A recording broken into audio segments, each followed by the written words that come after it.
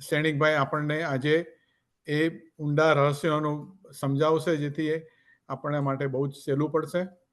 અને આપણે 3 દિવસ એમના વ્યાખ્યાન રાખેલા છે, અને એમના જે આનંદધનજીના પદો છે, એક આપણે જે પીડીએફમાં મૂકેલા છે, એનું આપણને એક પદનું રહસ્ય સમજાવશે. તો શ્રેણિકભાઈ, હવે તમે ચાલુ કરી શકો છો. થેન્ક યુ, આભાર. નમો અરિયંતાણમ, નમો સિદ્ધાણમ, નમો આયર્યાણમ, નમો વજ્જાયાણમ, નમો લોહે સવ્વસાહુણમ, એસો પંચાવનમુક્કારો સવ્વપાવપણાસણો, મંગલાણંચ સવ્વે સિમ પડમમ વૈ મંગલમ. મંગલમ ભગવાન વીરો, મંગલમ ગૌતમ પ્રભો, મંગલમ સ્થૂલિભદ્રાદ્યા જૈન ધર્મોસ્તુ મંગલમ. ઓમકાર બિંદુ સંયુક્તમ નિત્યમ ધ્યાયંતિ યોગિના, કામદમ મોક્ષદમ ચૈવ ઓમકારાય નમો નમઃ. અજ્ઞાનમ તિમિરંધાનમ જ્ઞાનાંજનશલાકયા નેત્રમુન્મીલિતમ યેન તસ્મૈ શ્રી ગુરવે નમઃ. સર્વારિષ્ટ પ્રણાશાય સર્વાભીષ્ટાર્થદાયિને સર્વલબ્ધિ નિદાનાય શ્રી ગૌતમ સ્વામિને નમઃ. યોગીરાજ શ્રી આનંદગંજી મહારાજા 300-350 વર્ષ પૂર્વે થયેલા આ મહાપુરુષનું નામ જીન શાસનમાં અધ્યાત્મ યોગી તરીકે અને એક ગજબના સંત, એક ગજબના એવા મહાત્મા કે જેમને માત્ર પ્રભુની સાથે સંબંધ હતો, માત્ર પરમ તત્વ અને પોતાના આત્મા સાથેનો અભેદ સંબંધ હતો, જગતની સાથે જેમને કોઈ લેવા દેવા જ નહીં રહેલા એવા આનંદગંજી મહારાજા આપણા જીન શાસનમાં એક ગજબનું સ્થાન એમનું અત્યારે પણ રહી ગયું છે આ સ્તવનોના અને પદોના માધ્યમે. અધ્યાત્મ એટલે શું? તો કે આત્માનું પરમ તત્વ સાથેનું જોડાણ એ અધ્યાત્મ છે. અને મહોપાધ્યાય યશોવિજયજી મહારાજાએ એક સરસ મજાની વાત કરેલી. અધ્યાત્મ વીણ જે ક્રિયા તે તનુમલ તોલે, મમકારાદિક યોગથી એમ જ્ઞાની બોલે. અધ્યાત્મ વિનાની બધી જ ક્રિયાઓ એ તનુમલ, તનુ એટલે શરીર અને મલ એટલે શરીરનું મેલ. શરીરનું મેલ હોય, શરીરમાં પસીનો થયો હોય કે શરીરમાં ગંદકી લાગી હોય, એને આપણે કાઢી નાખીએ, પસીનાને લૂછી નાખીએ અને ફેંકી દઈએ. એવી રીતે અધ્યાત્મ વિનાની ક્રિયા એટલે કે આત્મતત્વ અને પરમાત્મ તત્વ સાથેના જોડાણ વિનાની, ભાવ વિનાની શૂન્ય ક્રિયાઓ એ તનુના મેલ એટલે શરીરના મેલ સમાન છે, ફેંકી દેવા યોગ્ય છે. એનો તાત્વિક રીતે કોઈ અર્થ થતો નથી. જેમ આપણે પ્રભુના જિનાલયની અંદર જઈએ, અષ્ટપ્રકારી પૂજા કરીએ. આ વીકેન્ડની અંદર આપણે વિશેષ રીતે 18 અભિષેકનું પૂજન કરીશું. આ 18 અભિષેક શેના માટે છે? પ્રભુ માટે કે આપણા માટે? અષ્ટપ્રકારી પૂજા એ પ્રભુ માટે છે કે આપણા માટે છે? કે દરેકે દરેક પૂજાઓ એની પાછળનું ભાવ આપણા આત્માનું પરમ તત્વ સાથેનું કનેક્શન કરવા માટેનું છે. એટલે આ 18 અભિષેકની ક્રિયા તમે કહો કે 17 બેદીની પૂજા કહો કે ધ્વજારોહણનો પ્રસંગ કહો, એ બધું જ આપણા આત્મ તત્વ સાથે કનેક્ટ કર્યા વિના આ બધું જ તનુમલ બનીને શૂન્ય ક્રિયા બનીને રહી જશે. એટલે અધ્યાત્મ જગતની સરસ મજાની વાત આનંદગંજી મહારાજાએ પોતાના પદોની, સ્તવનોની અંદર કરી છે. કેવી રીતે તમે ક્રિયાને ભાવ સાથે જોડી શકો, કેવી રીતે ક્રિયાની અંદર તમે તત્વ ઉમેરી શકો, કેવી રીતે એ આરાધના તમારી અમૃત ક્રિયા સમાન બને. અમૃત ક્રિયા, ક્રિયાના પ્રકારો છે અને એમાં અમૃત ક્રિયા એટલે વિશિષ્ટ શુભ ભાવોપૂર્વક કરાયેલી ક્રિયા. શાસ્ત્રકારોને એ ક્રિયાની પાછળ જેવા ભાવો જોઈએ છે એવા ભાવો દ્વારા કરાયેલી પ્રભુની ક્રિયા. 18 અભિષેકની અંદર વિશિષ્ટ ઔષધિઓ અને વિવિધ દ્રવ્યોથી પરમાત્માનો અભિષેક કરાય છે. હવે પરમાત્મા તો ઓલરેડી વિશુદ્ધ છે, તો પછી આ શુદ્ધિકરણ કોણ? પ્રભુ તો 8 કર્મથી મુક્ત થઈ ગયા છે. જ્ઞાન કળશ ભરી હાથમાં સમતા રસ ભરપૂર શ્રીજીને નવરાવતા મારા કર્મ થાય ચકચૂર. પ્રભુના કર્મ તો ચકચૂર થયેલા જ છે. પ્રભુને નવરાવતા આપણે આપણો કર્મનો નાશ કેવી રીતે કરવું છે? પ્રભુ સ્નાન કરે અને એ પ્રભુનું સ્નાન એ આપણા આત્માની નિર્મળતાનું કારણ કેવી રીતે બને, એ આ અધ્યાત્મનો વિષય છે. એ જ ક્રિયા તમે ખાલી શૂન્ય રીતે માત્ર પાણી નાખવા સ્વરૂપે કરો અને એ જ ક્રિયા ભાવપૂર્વક અને સમજણપૂર્વક રુચિપૂર્વક એ ક્રિયા કરો, એ બંનેના લાભની અંદર જમીન આસમાનનો ફરક પડે. ઓલી ક્રિયા જે માત્ર સમજણ વિનાની ક્રિયા છે, એ થોડુંક પુણ્ય બંધાવે, પણ એ પુણ્ય એવો તકલાદી હોય કે એ પુણ્ય આગળ જતા આપણને પાપ કરાવશે, પુણ્ય બંધાવશે, કાંઈ જ ખબર નહીં પડે. પણ આ સમજણપૂર્વક કરાયેલી ક્રિયા, ભાવો સાથે, વિશિષ્ટ હેતુ સાથે, રુચિ સાથે કરાયેલી ક્રિયા, એ પુણ્યનો બંધ તો કરાવશે સેકન્ડરી તરીકે, પણ મુખ્ય એ કર્મોની નિર્જરા કરાવશે. તો કર્મોની નિર્જરાના કારણે આત્માની ઉન્નતિ થશે, આત્માની પ્રગતિ થશે, દોષો દૂર થશે, કષાયો દૂર થશે, એના કારણે કર્મો દૂર થશે, અને એ કર્મો દૂર થાય તેમ તેમ આત્માની પ્રગતિ. પુણ્ય વધે એમાં આત્માની પ્રગતિ નથી. પુણ્ય વધે તો એનાથી ભૌતિક વસ્તુઓ મળે, અને એ વસ્તુઓ, પદાર્થો, એ સારા પદાર્થો કે સુખ સુવિધાઓ કે અનુકૂળતાઓ, એ બધું પુણ્યના કારણે મળે.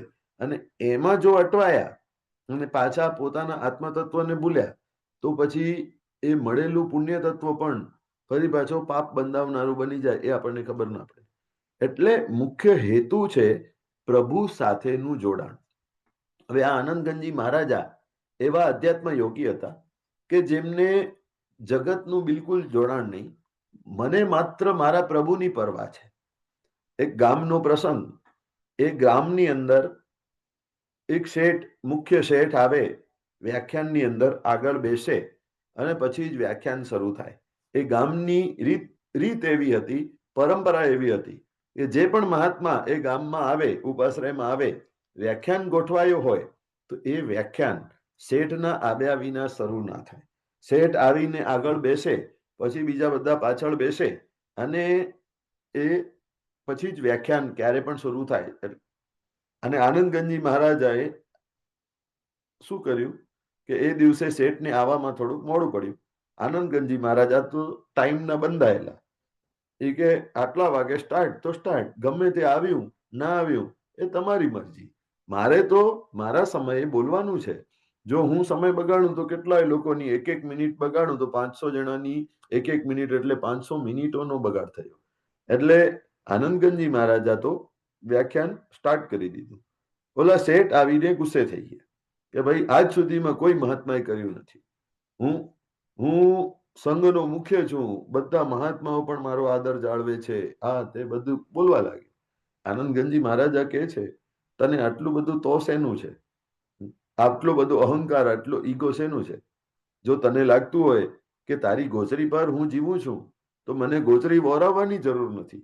તો તમારા સંઘને લાગતું હોય કે વ્યક્તિઓને લાગતું હોય, શ્રાવકોને લાગતું હોય કે તમારી ગોચરીના કારણે હું જીવું છું તો મારે ગોચરીની જરૂર નથી.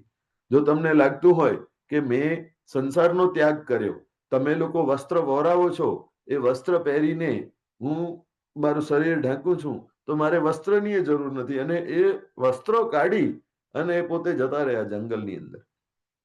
જંગલોમાં માત્ર પ્રભુ સાથેનું કનેક્શન એવું જોડાયેલું કે દિવસો ને દિવસો, મહિનાઓના મહિનાઓ અને વર્ષોના વર્ષો એ ગુફાઓની અંદર બેસી અને માત્ર પરમ તત્વ સાથેનું જોડાણ જોડતા રહે.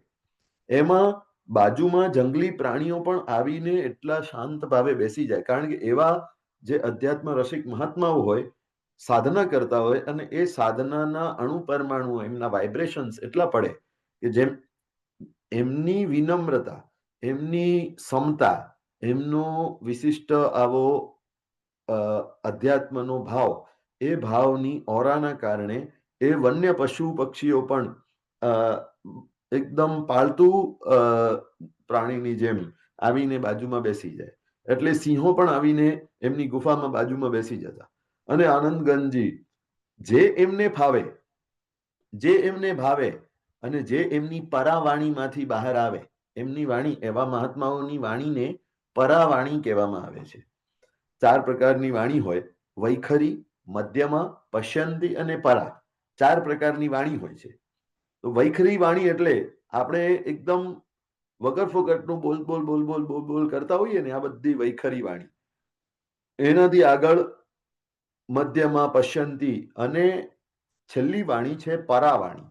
પરાવાણી એટલે બિલકુલ નેચરલ રીતે જે ફ્લો સહજ રીતે વહેતો હોય, અંદરનો રહેલો તત્વજ્ઞાન અને અંદરનો રહેલો અનુભવ એમના શબ્દોની અંદર સરી પડતો હોય, એને પરાવાણી કહેવાય. કોઈ વિચારીને એમને શબ્દો ના બોલવા પડે. આપણને છે ને બોલવું હોય તો આગળ વિચારવું પડે, ટોપિક આપવું પડે, ટોપિકની આગળ પછી વાંચન કરી લેવું પડે, શું બોલવું એનો ખ્યાલ, એનો અંદાજ રાખી લેવું પડે. નહીં તો એ ટાઈમે આપણે લોસ થઈ જઈએ. અત્યારે હવે જો 1 કલાક હોય અને 3 દિવસ તમે દોઢ કલાક તમે સાંભળો, એટલે ટોટલ થયા 4.5 કલાક. 4.5 કલાકના અંતે પછી તમને કહેવામાં આવે કે ભાઈ શું 4.5 કલાકમાં સાંભળ્યું, એનો 5 મિનિટ 10 મિનિટ સુધી તમે બોલો. તો બોલતા બધાને ના ફાવે. જે યાદ પણ રહે, અમુક જે 4.5 કલાકમાં સાંભળેલું બધું યાદ પણ રહે, પણ એ યાદ કરીને પછી એની અભિવ્યક્તિ કરવા માટે આપણને વિચાર કરવો પડે, આપણને શબ્દો મેળવવા પડે, શબ્દો ગોઠવવા પડે અને શબ્દોને બોલવાનો પ્રયત્ન કરવો પડે છે. તો આ પ્રયત્ન કરવા વાળી જે વાણી છે એ આગળના 3 પ્રકારોની અંદર ચોથો પ્રકાર જે પરાવાણી છે ને, એ પ્રયત્ન વિના સહજ રીતે અંદરથી સ્ફૂર્તિ જાય, અંદરથી જ્ઞાન હોય, અપાર જ્ઞાન અંદર ભરેલું હોય અને એમાંથી સહજ રીતે શબ્દો નીકળતા જાય, એને પરાવાણી કહેવાય, અનુભવ વાણી અથવા પરાવાણી. તો આનંદગંજી મહારાજા એ વર્ષોના વર્ષો સુધી પ્રભુને પ્રાર્થનાઓ કર્યા કરે, વિવિધ પ્રકારના સ્તવનો, સ્તુતિઓ વગેરે બનાવીને પ્રભુને રીઝવવાનું કાર્ય એમને જે ફાવે. આપણે પ્રભુની ભક્તિ કરવા દેરાસરમાં જઈએ ને, આપણને મહાપુરુષોના લખેલા આ બધા સ્તવનો રેડીમેડ મળ્યા છે અને તે છતાં પણ એ શબ્દોની અંદર આપણે ભાવો લાવી શકતા નથી, એ શબ્દોના અર્થો પણ સમજતા નથી. ચોપડી પડી હોય દેરાસરોની અંદર, બધા જ દેરાસરોમાં ચોપડી પડી હોય, ચોપડી લીધી, આ પાનું ખોલ્યું અને એ સ્તવન બોલી લીધું. પણ એ સ્તવન ફોર્માલિટી સ્વરૂપ બોલાયું. આ મહાત્માઓ જે સ્તવનો બનાવતા એટલે અંદરથી શબ્દો નીકળે અને એ શબ્દો એવી રીતે ગોઠવાયેલા હોય કે આખો સ્તવનનો ફોર્મ લઈ લે અને એની અંદર ગૂઢ રહસ્યો ભરેલા હોય, એની અંદર આખું તત્વજ્ઞાન ભરેલું હોય, અંદર પોતાને રહેલું જ્ઞાન એ ઇઝીલી સરસ રીતે શબ્દોના ઢાળ સ્વરૂપે, રાગ સ્વરૂપે એ સ્તવનોની અંદર વહી જતું.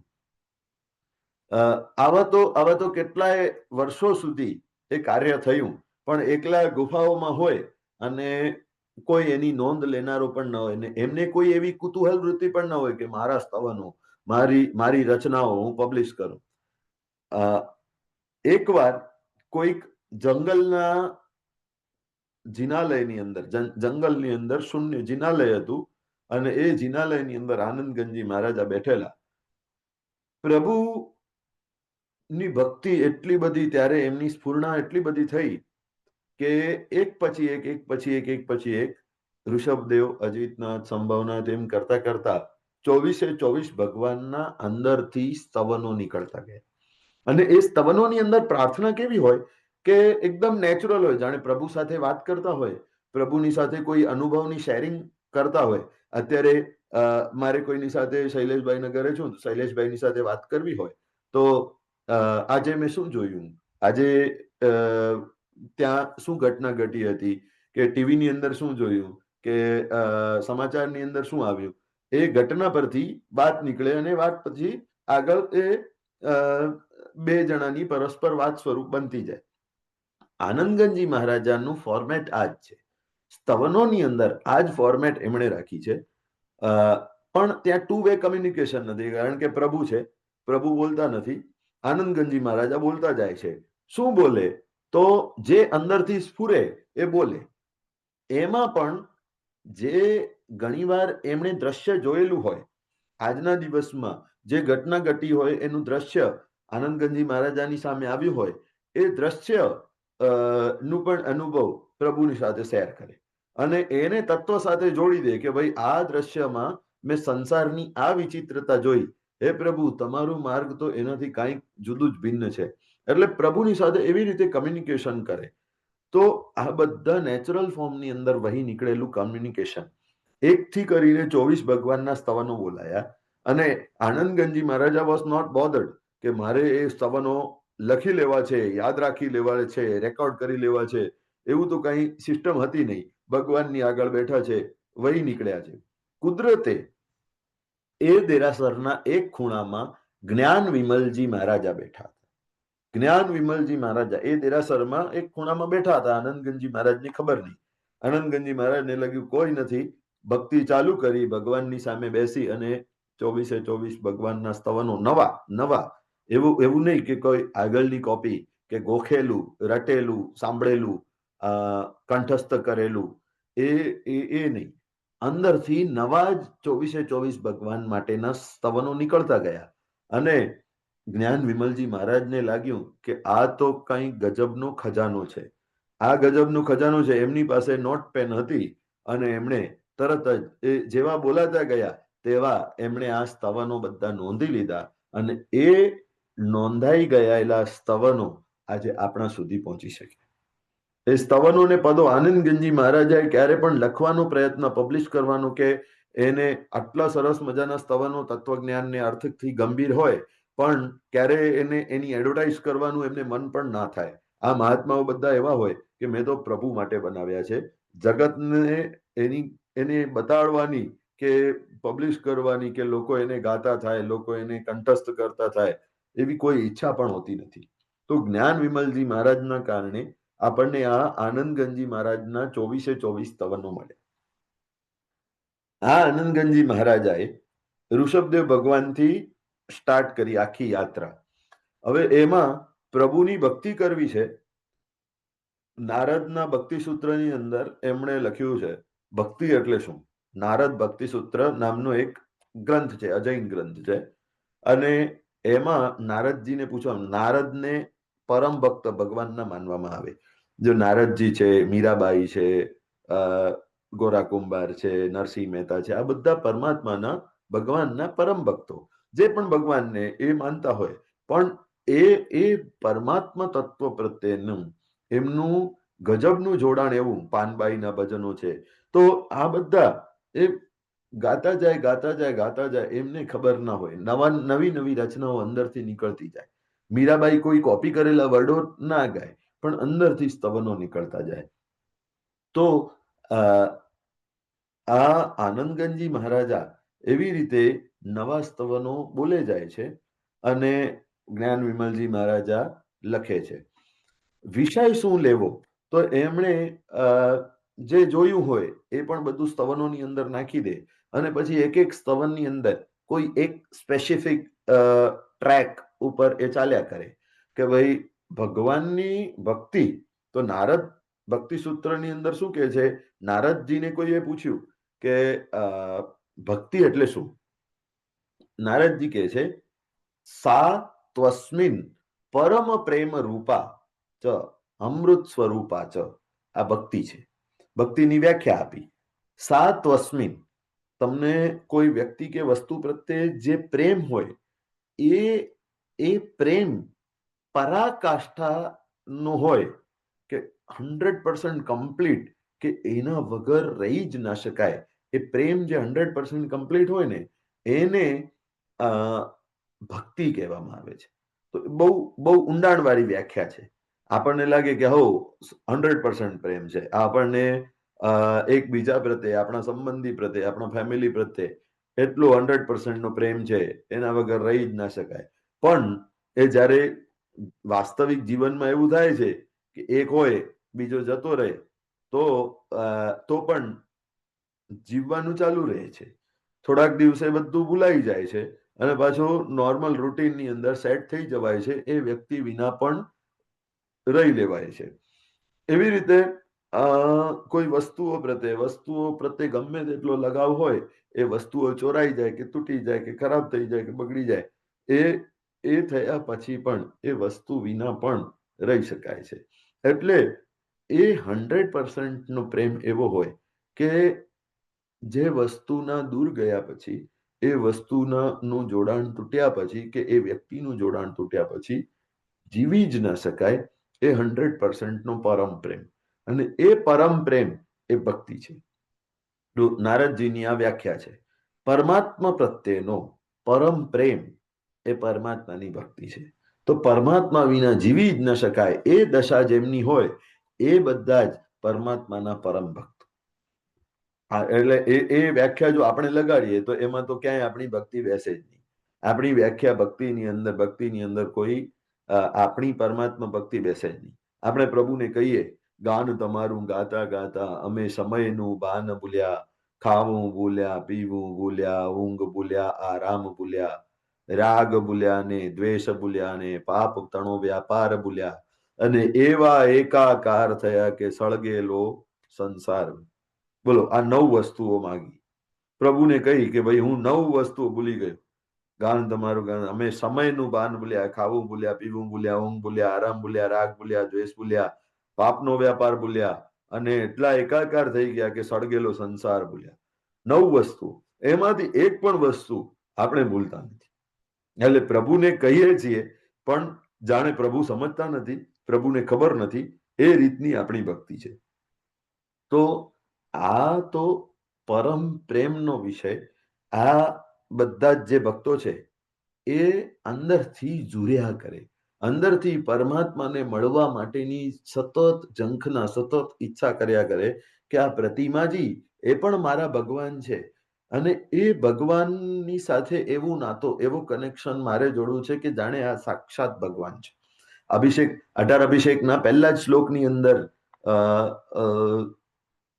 18 અભિષેકના આ પહેલા જ શ્લોકની અંદર વાત આવે છે, પૂર્વમ જન્મની મેરુભુગ્ર શિખરે સર્વૈ સુરાધીશ્વરૈ રાજ્યોદ્ભૂતિ મહે મહર્દિ સહિતૈ પૂર્વે અભિષેકતાજીના. પૂર્વના કાળની અંદર મેં સાક્ષાત પરમાત્માનો અભિષેક કર્યો હશે. કેટલાય દેવો દેવીઓની સાથે મેં મેરુ પર્વત ઉપર જઈને અભિષેક કર્યો હશે, મને યાદ નથી. પણ એ જ અભિષેકનું અનુકરણ હું અહીંયા કરું છું. એટલે આ કોઈ પ્રતિમા નથી, આ મારા ભગવાન છે. આ પીઠિકા કે આ દેરાસર નથી, દેરાસરનું પવાસણ નથી, આ મેરુ પર્વત છે. મેરુ પર્વત ઉપર રહેલા મારા ભગવાનનો હું અભિષેક કરું છું. 18 અભિષેકના શરૂઆતના જ કુસુમાંજલિના શ્લોકોની અંદર જ આ વાત આવી ગઈ કે ભાઈ સાક્ષાત પ્રભુનું અભિષેક આપણે કરી રહ્યા છે. આ જ્યારે ભાવ અંદરથી ગૂંટાય છે, પરમ તત્વ ભલે ચિત્રની અંદર હોય કે ભગવાનના નામની અંદર હોય, પણ એ ભગવાનનું નામ બોલાય અને ભગવાનની સાથેનું કનેક્શન જોડાય. આજે પણ ઘણીવાર ઇન્ડિયામાં વર્ષો પહેલા જે ભગવાનની તમે આરાધના કરી હોય, વર્ષો પહેલા બચપનમાં તમે જે દેરાસરની અંદર ગયા હો, આજે પણ એ ભગવાનની સ્મૃતિ કેવી હોય કે તમને કોઈ કે તમે પાલીતાણા દર વર્ષે જતા હતા? હા, જતા હતા. પાલીતાણાના ભગવાન યાદ છે? 100% યાદ હોય. તમે આંખો અહીંયા બંધ કરો અને તમને પાલીતાણાના આદિનાથ ભગવાન દેખાય. આંખો બંધ કરો અને તમને પાલીતાણાના આદિનાથ ભગવાન દેખાય. એ કેવું કનેક્શન કે ભાઈ પ્રભુના દર્શન જ્યારે પાલીતાણા જઈને કરીએ છીએ ત્યારે આ યાત્રાનો પણ થાક ભૂલાઈ જાય અને બીજું બધું જ થોડીક વાર માટે ભૂલાઈ જાય, અને પ્રભુ એવા ચિત્તની અંદર, એવા હૃદયની અંદર વસી જાય કે ઘણીવાર છે ને આપણે કોઈ વ્યક્તિને મળ્યા હોઈએ અને વર્ષે, 2 વર્ષે, 5 વર્ષે ફરી પાછો જ્યારે મળવાનું થાય ત્યારે એનું નામ પણ યાદ ના હોય અને એનું ચહેરો પણ આમ ક્યાંક જોયેલું છે બરાબર રીતે ખ્યાલ ના હોય, ક્યારે કેવી રીતે મળ્યા હતા એ યાદ ના હોય. પણ પાલીતાણા તમે 10 વર્ષ પછી પણ જાઓ, પણ વચ્ચે પણ કોઈ પૂછે કે પાલીતાણાના આદિનાથ ભગવાન, આંખો બંધ કરો અને ભગવાન આદિનાથ તમને તમારી સામે દેખાય. જે પણ પરમાત્મા પ્રત્યેની, શંખેશ્વર ગયા હો તો શંખેશ્વર પ્રત્યેની, ગિરનાર ગયા હો તો નેમનાથ દાદા પ્રત્યેની જે આપણી શ્રદ્ધા છે, એ શ્રદ્ધાના કારણે પ્રભુજી સાથે એવું જોડાણ થાય કે આંખો બંધ કરો અને પછી એ ભગવાન આપણી નજરની સામે જ દેખાય. તો આનંદગંજી મહારાજાએ આ પ્રેમની ધારાથી જ શરૂઆત કરી કે પ્રેમ, પરમાત્મા પ્રત્યેનો પ્રેમ એ જ અલ્ટિમેટલી ભક્તિ સુધી લઈ જાય, અને એ અલ્ટિમેટલી ભક્તિ આપણને પરમ તત્વ બનવા સુધી લઈ જઈ શકે છે. એટલે આ પ્રેમનો માર્ગ એટલો સરળ છે કે મીરાબાઈનું શ્રી કૃષ્ણ પ્રત્યેનું પ્રેમ, બીજું કશું જ ના આવડતું હોય ને, કોઈ શાસ્ત્રો, કોઈ ગ્રંથો, કોઈ સૂત્રો, કોઈ મંત્રો, કાંઈ જ ના આવડતું હોય, બસ પ્રભુનું નામ અને પ્રભુ પ્રત્યેનો પ્રેમ. જો હનુમાનજી છે, શું આવડે છે? કશું નથી આવડતું. હનુમાનજી કશું નહોતું આવડતું. જ્યારે શ્રી રામને ભારતમાંથી સમુદ્ર ક્રોસ કરીને જવું છે લંકા, અને લંકા જવા માટે કોઈ રસ્તો નથી, લંકા પહોંચવું છે, યુદ્ધ માટે જવું પડશે, એના માટે કોઈ રસ્તો નથી, રસ્તો બનાવવાની જવાબદારી રામજીએ સોંપી દીધી હનુમાનજીને. અને હનુમાનજીને કહેવામાં આવ્યું કે ભાઈ હવે આ રસ્તો તમારે બનાવવાનો છે. કોઈ ટેકનોલોજી નથી, કોઈ ક્રેન નથી, કોઈ એવી સિસ્ટમો નથી કે આટલો બ્રિજ આટલા શોર્ટ ટાઈમની અંદર બની જાય, એવી કોઈ પ્લાનિંગ માટેની વિચારણાઓ. અત્યારે તો જે રીતના તમે ઓફિસની અંદર બેઠા બેઠા ત્યાંના બધા પ્લાનિંગ વગેરે બધું જ કરી અને પછી એને ઇમ્પ્લિમેન્ટ કરવા માટે કેટલો માલ જોઈશે, કેટલો શું, કેવી રીતે, કેટલા એના ડાયમેન્શન્સ, એક ઇંચ, એક સેન્ટીમીટરનું બધું જ પ્લાનિંગ ઓફિસોમાં બેઠા બેઠા થઈ જાય અને ત્યાં જઈને માત્ર એને એક્ઝિક્યુટ કરવાનું રહે. ત્યારે તો કોઈ ટેકનોલોજી નહોતી, કોઈ એન્જિનિયરિંગ નહોતી, પણ એમની પાસે બસ મારા ભગવાને મને કામ આપ્યું છે, મારે એ કામ કરવાનું છે. કોઈ ટેકનોલોજી ના હોય તો મારા ભગવાનના નામની ટેકનોલોજી મારી પાસે છે, બીજી કોઈ ટેકનોલોજી નથી, મારા ભગવાનનું નામ તો છે ને, બસ મારા ભગવાનના નામથી બધું કામ થઈ જશે. અને રસ્તો કાઢ્યો કે ભાઈ પથ્થરાઓથી બ્રિજ બનાવવું છે તો પથ્થર ઉપર મારા ભગવાનનું નામ લખાય, અને ભગવાનનું નામ લખાયા પછી પથ્થરોને નાખીશ, પથ્થરો તરવા લાગશે. એક વિચારણા, એક અવધારણા અને એક પ્રભુ પ્રત્યેની અવિહળ શ્રદ્ધા, કોઈ ટેકનોલોજી વિના પણ એ બ્રિજ બની ગઈ. કેટલી સરસ પ્રભુ નામની ટેકનોલોજી છે. એટલે પ્રભુની ભક્તિ, પ્રભુનો પ્રેમ એ એટલો ગજબનો આ બધા જ ભક્તોની અંદર હોય છે. એટલે પ્રેમની ધારાથી જ ભક્તિની શરૂઆત થાય. હવે આ જ્યારે લંકાનું યુદ્ધ જીતી અને પછી પાછા આવ્યા, અયોધ્યાનું રાજ્ય મળ્યું અને રામજી અને સીતાજી એ રાજ્ય માટે રાજ્યાભિષેક, સીતાજીને પછીથી વનવાસ, પાછળ એનું ઘટના ઘટી, પણ પહેલા રામ અને સીતાજી સિંહાસન ઉપર આવ્યા અને શ્રી રામને વિચાર કર્યું કે જેમણે જેમણે આ કપરા કાળની અંદર મને હેલ્પ કરી છે ને, બધાને ગિફ્ટ આપવી છે, બધાને ગિફ્ટ આપવાનો વિચાર કર્યું. બધાને વારાફરતી બોલાવીને કંઈક ને કંઈક વસ્તુઓ આપી અને ગિફ્ટ આપે છે. છેલ્લે રહ્યા Hanumanji. Last but not the least કહેવાય ને, એટલે સૌથી છેલ્લો નંબર હનુમાનજી. સૌથી વધારે કામ હનુમાનજીએ કરેલું અને સૌથી છેલ્લો નંબર. તે છતાં એમને એવું થતું નથી કે મારા ભગવાને મને છેલ્લે યાદ કર્યા. જો આ એમણે બ્રિજ જ ના બનાવી હોત તો લંકા જઈ જ ના શકત, અને યુદ્ધ તો પછીની વાત. મેન કામ હનુમાનજીનું, પણ સૌથી છેલ્લું નંબર આવ્યું. હવે કામ એટલું સરસ એમણે કર્યું છે, સૌથી ઇમ્પોર્ટન્ટ અગત્યનું કામ એમણે કર્યું છે, તો હવે એમને એપ્રિશિએટ કરવા માટે એમની ગિફ્ટ પણ એકદમ 100% સ્પેશિયલ અને યુનિક હોવી જોઈએ. તો રામજીને એવી કોઈ યુનિક ગિફ્ટ સૂઝતી નથી કે શું એવું યુનિક હશે કે જે હનુમાનજીને સારામાં સારું લાગે અને એમને હું આપી શકું. રામજી મુંજાઈ ગયા, સીતાજીને પૂછ્યું. સીતાજી કહે છે, તમે મને જે પ્રેશિયસ મોતીની માળા આપી હતી ને, એ સૌથી યુનિક છે. મોતીની માળા એ બહુ સારામાં સારી ગિફ્ટ મને આપી હતી. એ હું પ્રેશિયસ ગિફ્ટ આપણે હનુમાનજીને આપીએ. હવે હનુમાનજીને આપી દીધી આ મોતીની માળા. હનુમાનજીએ પહેલું કામ કર્યું, એ મોતીની માળા તોડી દીધી અને બધા મોતીઓ છૂટા પાડી દીધા અને એક એક મોતીને ઉપાડીને મોઢામાં લે, દાંતથી તોડે અને એની અંદર કાંઈક શોધે અને ફેંકી દે. આવું ગાંડપણ કરવા લાગે. ભાઈ એક એક મોતી ઉપાડે, મોઢામાં નાખે, દાંતથી તોડી અંદર કાંઈક શોધે અને ફેંકી દે. તો આખી સભા વિચારમાં પડી ગઈ. રામજી અને સીતાજીને લાગે છે કે ભાઈ આટલી પ્રેશિયસ ગિફ્ટ તમને આપી અને તમે આમ ગાંડપણ શું કરો છો? પૂછ્યું, સીતાજીએ પૂછ્યું તો કે મને જે વસ્તુમાં મારા ભગવાન ના હોય, રામ ના હોય, એવી વસ્તુ મને ન ખપે. એવી વસ્તુ મને ન જોઈએ. એટલે હું આમાં મારા રામને શોધું છું. જો આ મોતીઓમાં મારા રામ હોય તો એ મોતી મને ખપે, મને જોઈએ. જો આ મોતીમાં રામ નથી તો આ મોતી મારા કામના નથી. તો સીતાજીએ મસ્તી મજાકમાં પૂછ્યું, તો શું તમારા શરીરમાં રામ છે?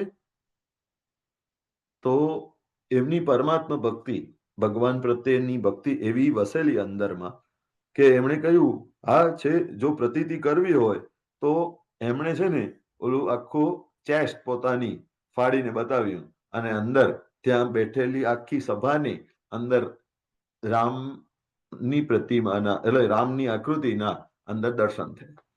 એટલે પરમાત્મા પ્રત્યે, ભગવાન જે પણ ઈષ્ટ દેવ છે, જે પણ ઈષ્ટ તત્વ છે, એમના પ્રત્યેનો પ્રેમ, એમના પ્રત્યેનો અહોભાવ અને ભક્તિ કેવી હશે કે કોઈ તુચ્છ વસ્તુની અંદર એમને ચિત્ત ચોંટતું નથી. ભલે ગમે તેટલી પ્રેશિયસ હોય, મારા ભગવાનની આગળ એ કશું જ પ્રેશિયસ નથી. આપણે જ્યારે ભગવાનના દર્શન કરવા જઈએ ને તો આખું જગત એ ભગવાનથી પ્રેશિયસ ના લાગવું જોઈએ. પરમાત્મા સૌથી પ્રેશિયસ, સૌથી ઉત્તમમાં ઉત્તમ તત્વ આ પરમાત્મા, દેવ, ગુરુ અને ધર્મ, પ્રભુ, પરમ તત્વ એ બતાવેલું ગુરુ તત્વ અને પ્રભુએ બતાવેલી વાણી, વચનો, આગમો, એ દેવ, ગુરુ અને ધર્મ, એના સિવાય જગતની અંદર કશું પ્રેશિયસ નથી. આ પ્રેમ, જો અહોભાવ સ્વરૂપે આ પ્રેમ આવે, એ પ્રેમ એ સાચી ભક્તિ છે. તો આનંદગંજી મહારાજાએ સ્તવનોની શરૂઆત કરી એ પ્રેમથી. વૃષભ જીણેશર પ્રીતમ માહરો રે, ઓરણ ચાહુ રે કંત, રીજ્યો સાહિબ સંગ ન પરિહરે રે, ભાંગે સાદી અનંત. શું કે છે? વૃષભ જીનેશર પ્રીતમ મારો રે, આ મારો પ્રેમી છે. હું સ્ત્રી છું અને આ પુરુષ છે, એ મારો પ્રીતમ છે. હું એને પ્રેમ કરું છું. પોતે સ્ત્રી તત્વની અંદર ગયા, ભગવાનને પુરુષ તત્વ.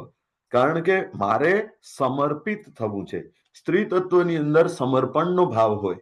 મારે સમર્પિત થવું છે. કોને સમર્પિત થવું છે? કે જે મારા પ્રીતમ છે એને મારે સમર્પિત થવું છે. તો ઋષભ જીનેશર એ મારો પ્રીતમ છે. ઓરન ચાહુ રે કંત, હવે મારે જગતમાં કોઈની સાથે પણ લગ્ન કરવા નથી. આ જગતની અંદર હવે મારે ભવો જ જોઈતા નથી, મારે સંસાર જોઈતા નથી. મારે એ સંસારનું પરિભ્રમણ અને એની અંદર સંબંધો જે બાંધવાનું અવસર આવે છે ને, એવું કશું જ જોઈતું નથી. હવે જ્યાં સુધી મારો મોક્ષ ના થાય ત્યાં સુધી મને કોઈ પણ કંત સ્વરૂપે જોઈતું નથી. જો એકવાર પ્રેમ મેં આ ઋષભદેવ સાથે જોડ્યો છે, હવે એ પ્રેમ મને મોક્ષ સુધી પહોંચાડે એ જ બરાબર. આ જ મારા સ્વામી, હવે બીજો કોઈ મને જગતમાં જોઈતું નથી. ઓરન ચાહુ રે કંત, રીજ્યો સાહિબ સંગ ન પરિહરે રે. જો આ સાહિબ, જો આ સ્વામી મારો મારા ઉપર રીઝે તો શું કરે? જો પ્રેમી પોતાના પ્રેમિકા ઉપર કે પતિ પોતાના પત્ની ઉપર રીઝે તો શું કરે? તો કે કોઈ ગિફ્ટ આપે કે કોઈ પ્રોમિસ કરે કે ભાઈ હું તને ક્યારે પણ છોડીને નહીં જાઉં, આપણે સાથે જ રહીશું, આપણે આમ કરશું, આપણે આ નવભવ સાથે રહીશું, આપણે જન્મ સાથે રહીશું. પણ આ બધી જ પ્રેમની વાતો એ ખાલી વાતો કરવા માટેની છે. જ્યારે છોડવાનો વખત આવે છે, બધું સહજ રીતે છૂટી જાય છે, આંખોમાંથી આંસુ નીકળી જાય છે અને પછી પાછો એઝ ઇટ ઇઝ બધું થઈ જાય છે. પણ જો આ પ્રભુ એ મારો સાહિબ એ જો મારા ઉપર રીઝે તો શું થાય? સંગ ન પરિહરે. હું તો એના ઉપર રીઝું, પણ મારું આયુષ્ય તકલાદી છે, એટલે મારું આયુષ્ય પૂરું થાય તો મારું સંબંધ તૂટી જવાનું. પણ જો પ્રભુ મારા ઉપર રીઝે તો પ્રભુનું આયુષ્ય કેટલું? પરમાત્મા અત્યારે મોક્ષમાં છે, મોક્ષમાં શરીર જ નથી તો આત્માનું આયુષ્ય કેટલું? આત્માનું આયુષ્ય તો અનંત છે. આત્મા તો અનાદિ અનંત છે, એટલે આત્માનું કોઈ આયુષ્ય જેવું છે જ નહીં. અનંત કાળ સુધી, શાશ્વત કાળ સુધી એ પછી મારો સંગ છોડશે નહીં.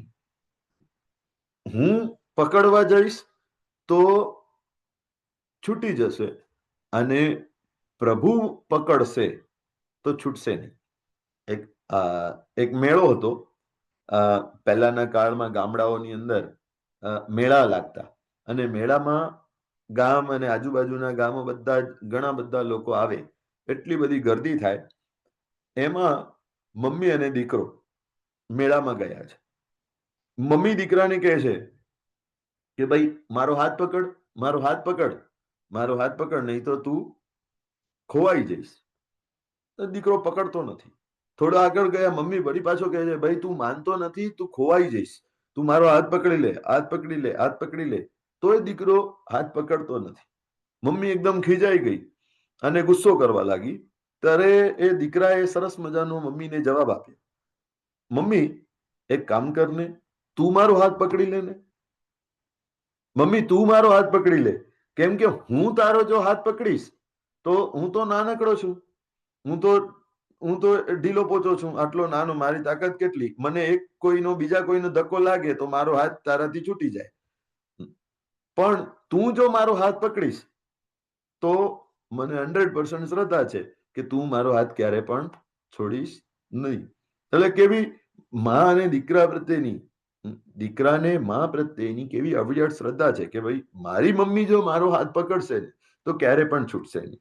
એવી રીતે એક પ્રેમી પ્રિયતમ તરીકે તો ખરું જ, પણ એક વિશ્વનું માતૃત્વ જે પરમાત્માનું છે, પરમ આખા જગતની માતા છે, પ્રભુ માતા, અને એ માતા તત્વને આનંદગંજી મહારાજે એક શ્રદ્ધા એમાં નાખી છે કે રીઝ્યો સાહેબ, પ્રભુ જો મારા ઉપર રીઝે અને મારું હાથ પકડે કે મારી સાથે પ્રભુ સંબંધ બાંધે તો સંગ ન પરિહરે રે. એ સંબંધ, એ સંગત ક્યારે પણ છોડવાના નથી.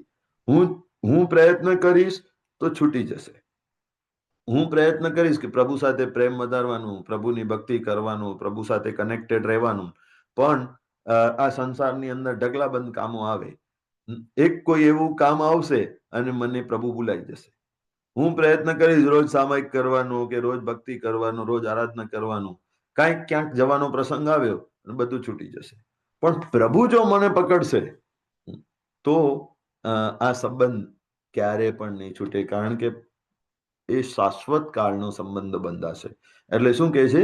ભાંગે સાદી અનંત, રીજ્યો સાહિબ સંગ ન પરિહરે, ભાંગે સાદી અનંત. એટલે સાદી એટલે આ સંબંધની આદિ થશે પણ એનો અંત ક્યારે પણ નહીં આવે.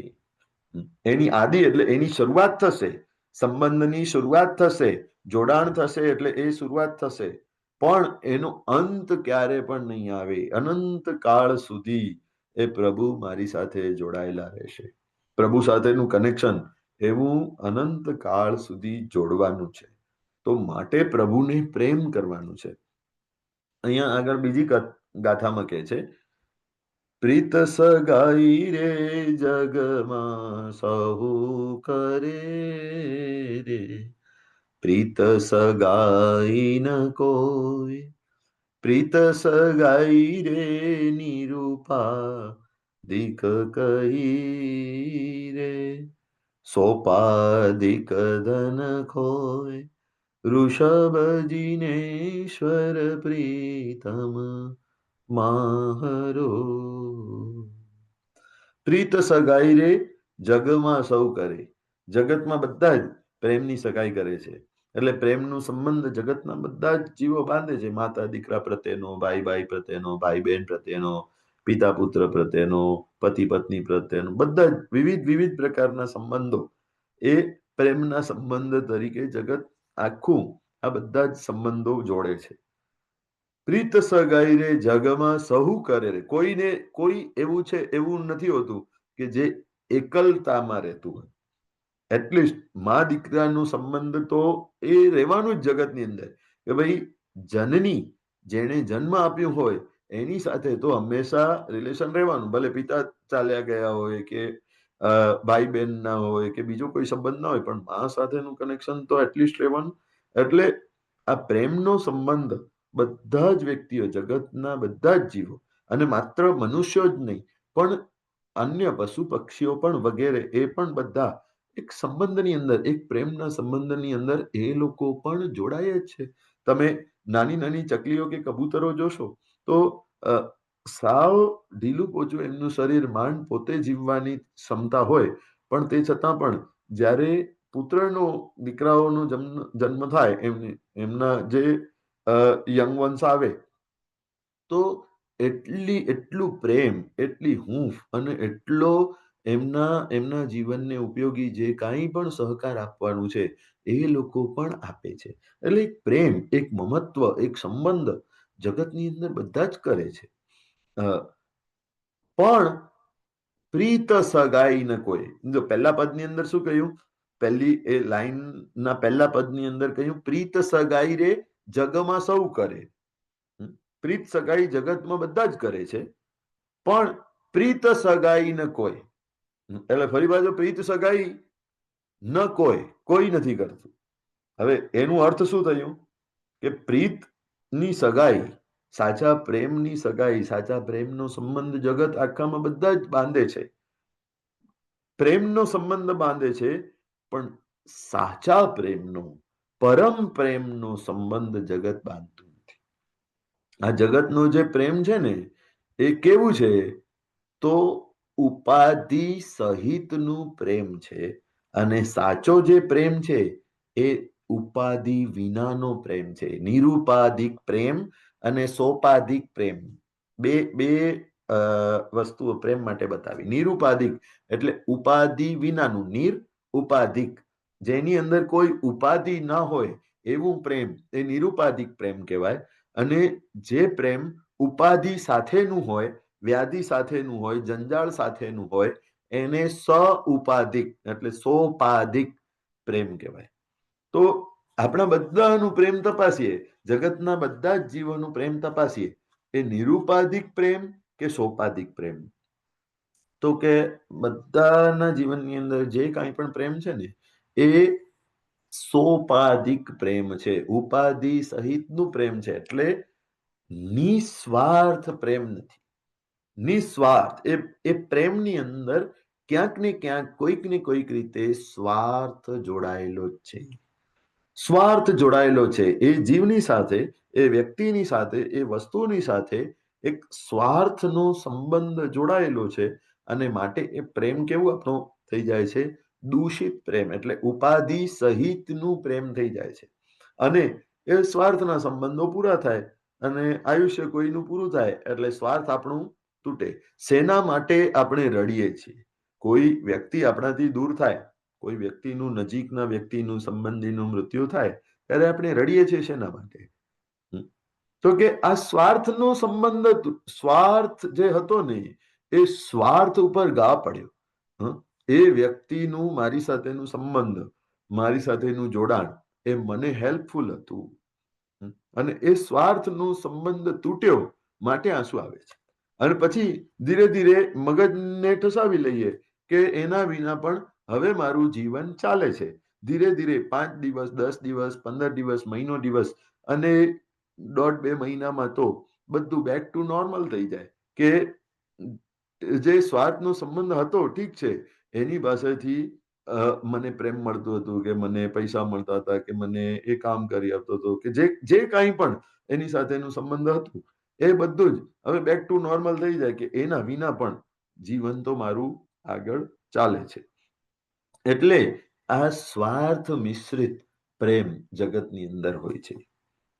ક્યાંક ને ક્યાંક કોઈક ને કોઈક પ્રકારનું સ્વાર્થ, એ સ્વાર્થમય જોડાણ જગતના પ્રેમની અંદર છે.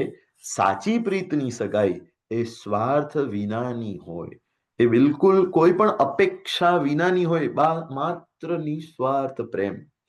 જે જગતના જીવો પ્રત્યે પ્રભુનો પ્રેમ છે એ કેવો છે? તો કે નિસ્વાર્થ પ્રેમ, નિરુપાધિક પ્રેમ.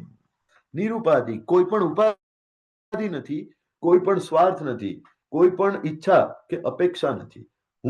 પ્રભુએ વિચાર્યું કે હું આ જગતના બધા જ જીવોને પ્રેમ કરું છું, પણ એવો ક્યારે વિચાર આવતો નથી કે સામે એ લોકો પણ મને પ્રેમ કરે, એ લોકો મને હેલ્પ કરે, હું એને બચાવું છું, હું જગતના જીવોને બચાવવાનો પ્રયત્ન કરું છું, એમને બચાવવાનો ઉપદેશ જગતના બધા જીવોને આપું છું, તો સામે એ લોકો મને ફેવરેબલ થાય. એવી કોઈ પણ ઈચ્છા અપેક્ષાઓ પ્રભુને હોતી નથી. કોઈ પણ અપેક્ષા ઈચ્છા રહેતી નથી. આ સ્વાર્થ વિનાનો પ્રેમ, પ્રભુનો પ્રેમ એટલા માટે જગતના બધા જીવો પ્રત્યે એક સરખો હોય. આપણો સ્વાર્થનો પ્રેમ કેવો હોય કે જે વ્યક્તિ સાથે આપણું સ્વાર્થ બરાબર સચવાતો હોય, સદાતો હોય, એની સાથેનો પ્રેમ સંબંધ સારો, અને જેની સાથે ના સચવાતો હોય, એની સાથે પ્રેમનો સંબંધ ના હોય, કડવાશનો સંબંધ પણ હોઈ શકે. અને એ પ્રેમના સંબંધની અંદર પણ સ્તર, જે આપણા ફ્રેન્ડ્સ હોય, હવે ફ્રેન્ડ્સ બધા એક જ કેટેગરીના કે જુદી જુદી કેટેગરીમાં આવે? જે મિત્ર વર્તુળ હોય, આપણા 10 ફ્રેન્ડ હોય, તો 10 ફ્રેન્ડમાં પણ કોઈ ફ્રેન્ડ ખાસ હોય, એક ખાસ ફ્રેન્ડ, એ બેસ્ટ ફ્રેન્ડ, અને બીજા હાય હેલો કરવા માટેના ફ્રેન્ડ, બીજા થોડા આઉટિંગ વગેરે માટે જવું હોય એના માટેના ફ્રેન્ડ. એટલે બધાની કેટેગરી સ્વાર્થના આધારે નક્કી થાય છે. સ્વાર્થના આધારે આ બધા સંબંધો જોડાય છે. જ્યારે પ્રભુનો જગતના જીવો સાથેનો સંબંધ કેવો? તો કે માત્ર પ્રેમ જ આપવાનું છે, કોઈ અપેક્ષા નથી. Nothing in written. કોઈ ઈચ્છાઓ અપેક્ષાઓ પ્રભુને હોતી નથી. એટલે સ્વાર્થ મિશ્રિત આ પ્રેમનો સંબંધ નથી. એટલે જગતના બધા જ જીવોને પ્રભુ એક જ કેટેગરી, એક જ સ્થાને પ્રભુ હૃદયમાં પોતાના બેસાડી શકે. આપણે આપણા ઘરનાને અલગ કોલમની અંદર, અલગ ખાનાની અંદર બેસાડીએ, નજીકના ફ્રેન્ડ્સને અલગ ખાનામાં બેસાડીએ, કે ભાઈ આપણે જેને શત્રુ માનીએ એ લોકોને તો બિલકુલ હૃદયમાં ને તમારે નો એન્ટ્રી, તમારે અંદર સ્થાન જ નથી. એવી રીતે જગતના બધા જ જીવોને આપણે ભાગલા પાડીએ. જ્યારે પ્રભુના પ્રેમમાં એવા કોઈ ભાગલા નથી, કારણ કે ત્યાં સ્વાર્થ જ નથી. એટલે શું કહ્યું?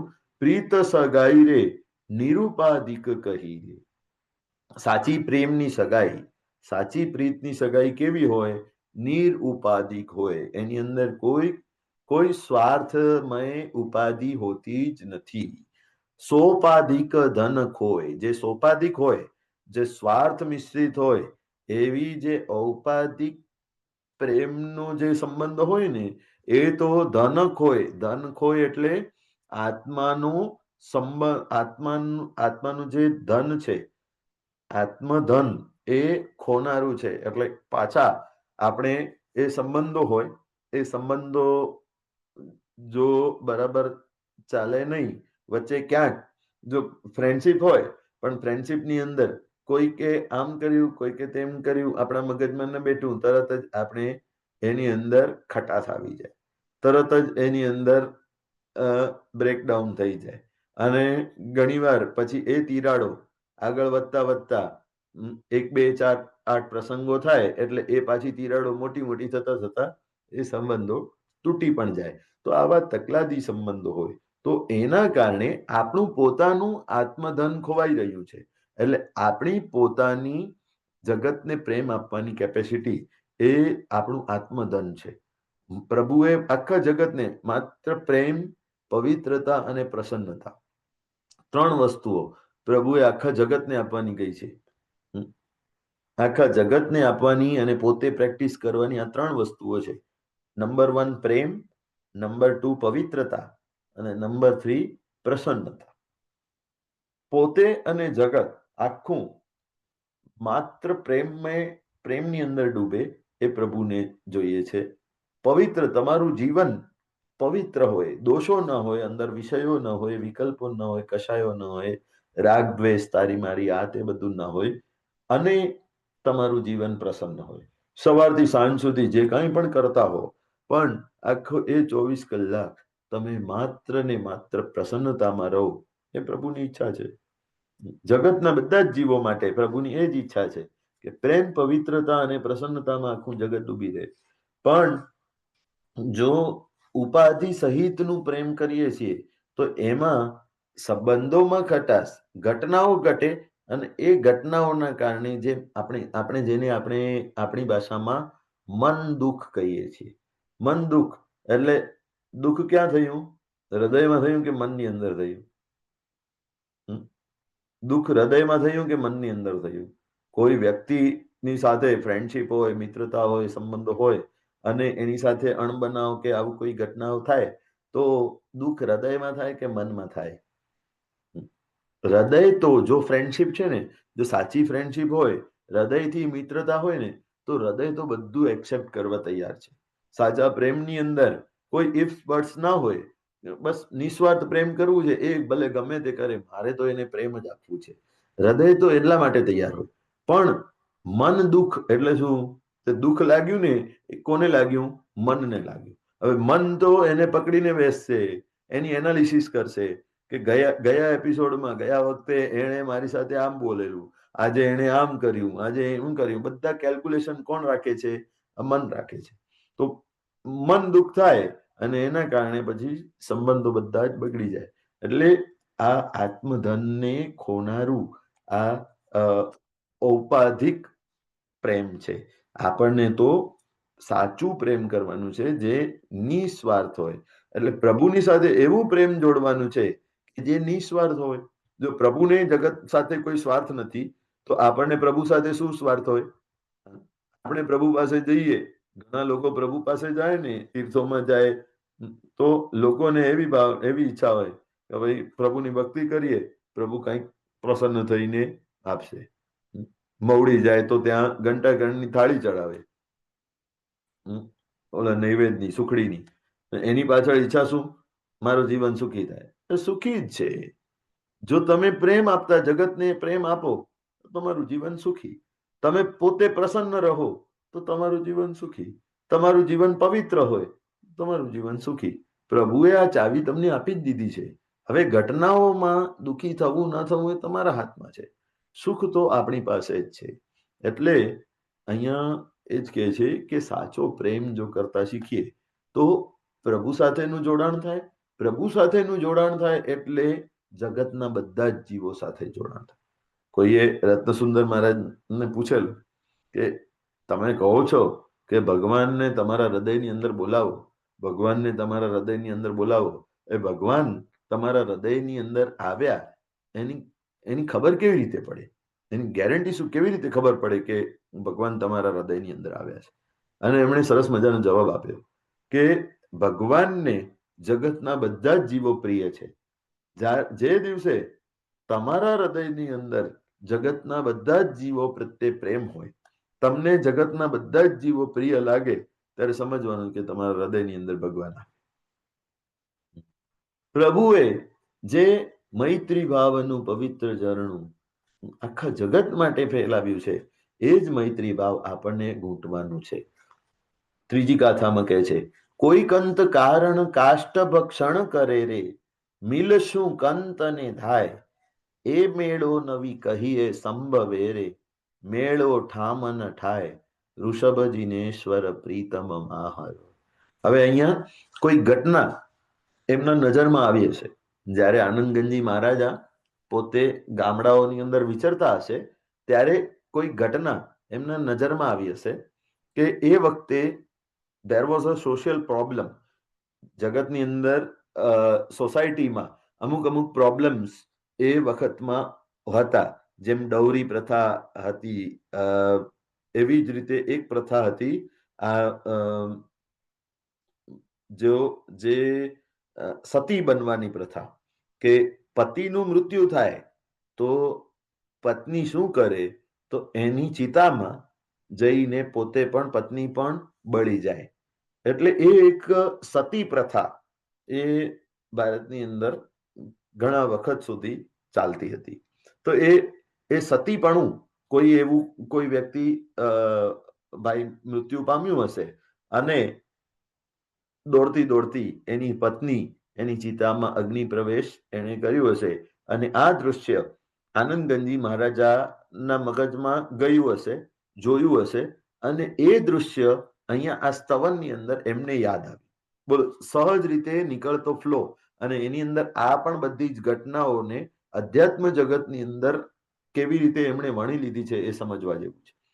કોઈ કંત કારણ કાષ્ટ ભક્ષણ કરે રે, મિલશું કંત અને ધાય.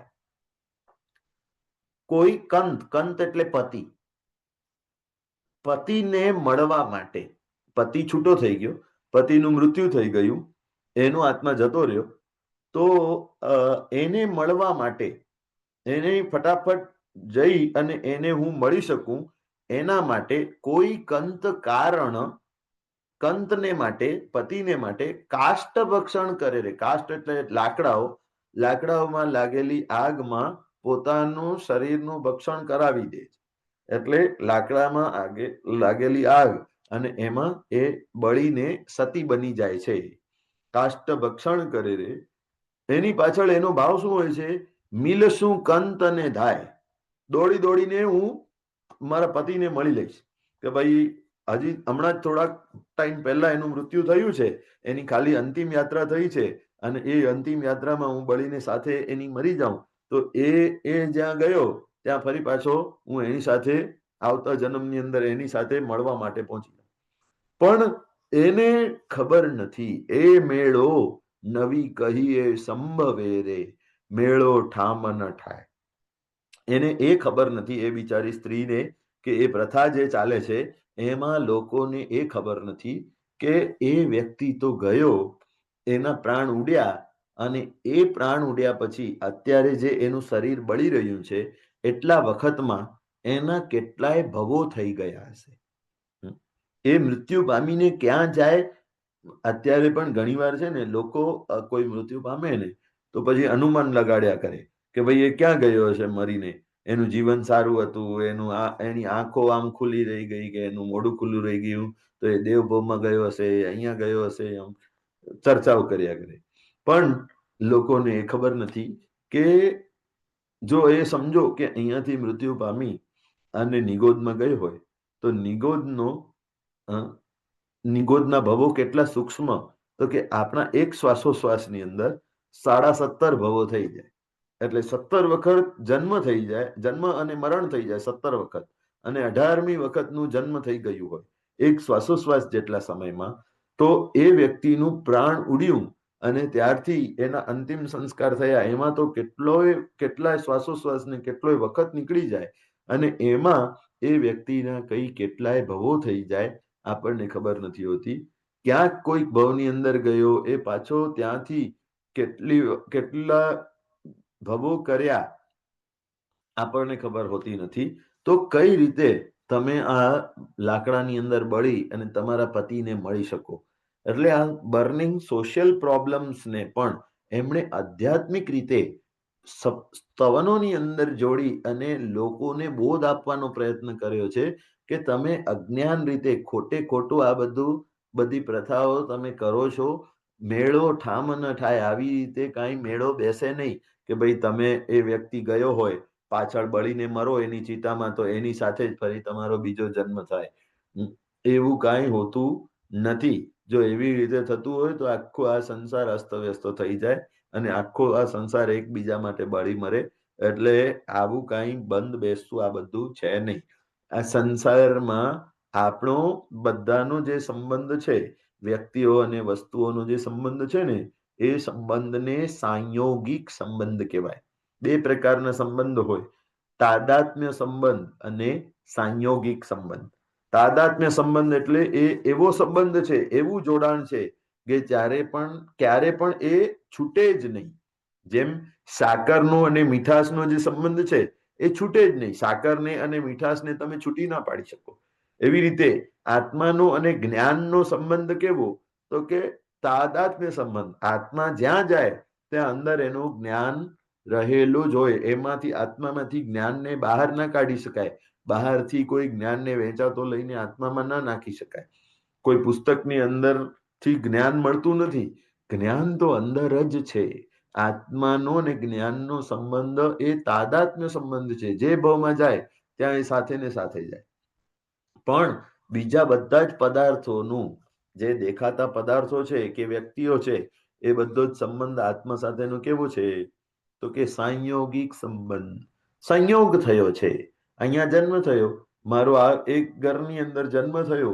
એ ઘરની અંદર રહેલા વ્યક્તિઓ સાથે મારા જે સંબંધો બંધાયા, કોઈક મારા દાદા બન્યા, કોઈ પિતા બન્યા, કોઈ માતા બન્યા, કોઈ બેન, ભાઈ, દાદી વગેરે, નાના નાની, મામા મામી, કાકા કાકી, માસા માસી, આ બધા જ જે સંબંધો જોડાયા એ સંયોગિક છે. કે તમે આ પરિવારની અંદર આવ્યા એટલે આ લોકો સાથે સંબંધ થયો. આ પરિવારમાં ના આવ્યા હોત ને બીજા પરિવારમાં ગયા હોત તો બીજા લોકો સાથે સંબંધ થયો. આ સંયોગિક છે. સંયોગ થયો ત્યાં હંમેશા વિયોગ થવાનો ને થવાનો. જ્યાં જોડાણ અનાદિ અનંત કાળનો નથી, શાશ્વત નથી, ત્યાં હંમેશા જે જોડાણ થશે એ પાછો તૂટશે જ. એટલે આ ભાવમાં આવ્યા, બધા આ સંબંધો જોડાયા, પણ આ સંબંધો કેવા હશે? જ્યાં સુધી આંખ મીચાતી નથી ત્યાં સુધી ના હશે. આ બધા જ સંબંધો, જો આંખ મીચાય એટલે બધા જ સંબંધો એક ઝટકે બધા જ મટી જાય. પછી કોઈ ભાઈ બહેન, કાકા કાકી, માસા માસી, કોઈ જ સંબંધો રહેતા નથી. ડેડ બોડી બની જાય છે. બોડીને, શરીરને કાઢશું. એટલે આ સંયોગિક સંબંધ છે. એટલે આ ગમે તેટલા પ્રયત્નો કરીએ તો એ સંયોગિક સંબંધ એ હંમેશા વિયોગની અંદર પરિવર્તિત થવાના, અને એ કોઈ પણ રીતે આત્મા સાથે કનેક્ટેડ નથી. એટલે એ આત્મા ગયો હોય એની પાછળ પાછળ તમે દોડીને એની સાથે જોઈન ના થઈ શકો. તો એમણે આ જે સાંસારિક સમસ્યા હતી એને પણ અધ્યાત્મની રીતે આ સ્તવનની અંદર ગૂંથી લીધી કે સાચો પ્રેમ તો કયો હોય કે એ આત્મા સાથેનું જોડાણ હોય, આત્મા સાથેનો પ્રેમ હોય. આ શરીર સાથેનો કે સંબંધો સાથેનો કઈ પ્રેમ એ શાશ્વત પ્રેમ નથી, એ સાચો પ્રેમ નથી. પછી કહે છે, કોઈ પતિ રંજન અતિ ગણું તપ કરે રે, પતિ રંજન તન તાપ, એ પતિ રંજન મેં નવી ચિત્ત ધર્યું રે, રંજન ધાતુ મિલા. કોઈ પતિ રંજન, પતિને રંજિત કરવા માટે, પતિને ખુશ કરવા માટે કોઈ અનેક પ્રકારની તપશ્ચર્યાઓ કરે. અતિ ઘણું તપ કરે રે. જો હિન્દુ પરંપરાઓની અંદર કે એ વખતે સોશિયલ, સામાજિક આ વસ્તુ પણ એમણે જોઈ હશે કે ભાઈ લોકો, જે સ્ત્રીઓ છે એ હંમેશા સમર્પણનું, મેં એટલા માટે કહ્યું સ્ત્રી એ સમર્પણનું સૂચન છે. એટલે હંમેશા સ્ત્રી તત્વ એ પુરુષને માટે ગમે તેટલા ઘણા પ્રયત્નો એ કર્યા કરશે. એટલે પતિને ખુશ રાખવા માટે, પતિના લાંબા આયુષ્ય માટે, પતિની દીર્ઘ જિંદગી અને પતિની સુખાકારી, એ બધા માટે એ સામાજિક પરંપરા રહેલી. હિન્દુ પરંપરામાં તો અત્યારે પણ ચાલતું હોય છે, પણ એ વખતે આખા સમાજની અંદર એ પ્રયાસો હશે કે ભાઈ વટ સાવિત્રીનું વ્રત હોય કે આવા બધા વ્રતો હોય કે ભાઈ મારો પતિ સુખી રહે, ખુશ રહે, તંદુરસ્ત રહે, એના માટે સ્ત્રી ઉપવાસ કરે. જો સ્ત્રીનું સમર્પણનો ભાવ એટલો હોય કે ભાઈ એના માટે આખો દિવસ ભૂખી રહી શકે. પોતાના આત્મા માટે તો દૂરની વાત, પણ પતિની સુખાકારી માટે એ દિવસ ભૂખી રહે કે અલગ અલગ પ્રકારના તપો કરે. પણ એ તપશ્ચર્યા ફક્ત શરીર દમન છે. એવી રીતે કોઈ એકબીજા માટે તમે ઉપવાસ કરો તો એનાથી કંઈ થતું નથી. એટલે દીર્ઘ આયુષ્ય માટે, લાંબા જીવન માટે, શરીરની સુખાકારી માટે પત્ની ગમે તેટલા તપો કરે પણ એનાથી કંઈ, એનું એક્સિડન્ટ થવાનું હોય તો થઈને જ રહેશે. એ વ્યક્તિનું મૃત્યુ થવાનું હોય તો થઈને જ રહેશે. એને કોઈ મોટો રોગ આવવાનો હોય તો આવીને જ રહેશે. એટલે આ બધી અજ્ઞાનતા છે સમાજની અંદર, આ અજ્ઞાનતા ફેલાયેલી છે. એટલે આનંદગંજી મહારાજા આ સ્તવનોના માધ્યમે અધ્યાત્મનું ડાયરેક્શન આપીને સમાજને પણ ચેતવે છે કે ભાઈ તમે શું આ બધા ખોટી વસ્તુઓની અંદર પડ્યા છો, તમે એમાંથી બહાર નીકળો અને તત્વજ્ઞાનને સમજો કે ભાઈ આ બધું જ ખોટું છે. આવું તપ બપ કરવાથી કઈ આયુષ્ય વધતું નથી, એવું કઈ થતું નથી. તપ તો કર્મ નિર્જરા માટે કરવાનું હોય, જે કરે એને લાભ થાય. એવું નહીં કે પત્ની કરે ને પતિનું આયુષ્ય વધે, એવું ના થાય.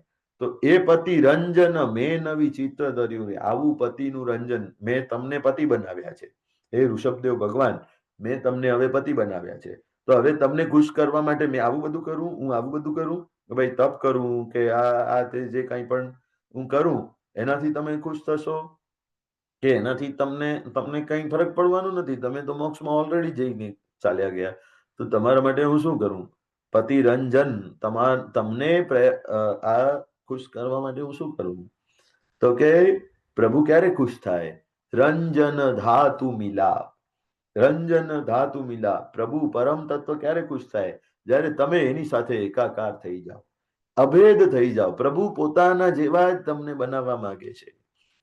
રંજન ધાતુ મિલાપ, ધાતુનો મિલાપ એટલે જો સોનાની વીંટી હોય અને સોનાની ચેન હોય, તો બંનેને ગાળીને તમે જ્યારે એક રસ કરો છો અને એ રસ જ્યારે મિક્સ કરો ને, તો પછી એવું એક રસ થઈ જાય કે પછી તમે એમાંથી ડિફરન્શિએટ ના કરી શકો કે ભાઈ આ વીંટીનું સોનું આ પાર્ટ છે, આ ચેનનું સોનું અલગ છે, આ છે તે છે, એક જ થઈ જાય. એવી રીતે બધી ધાતુઓ જ્યારે મળે છે ત્યારે એમાંથી જે કચરાનો પાર્ટ હોય, હવે કોઈ મિક્સિંગ વાળું સોનું હોય, અત્યારે છે ને ઘણા બધા 22 કેરેટ ને 18 કેરેટ ને 14 કેરેટ ને અલગ અલગ કેરેટ હોય, તો એની અંદર એટલી મિક્સિંગ થયેલી હોય, એટલે બીજા ધાતુઓ ઘુસાડવામાં આવેલા હોય.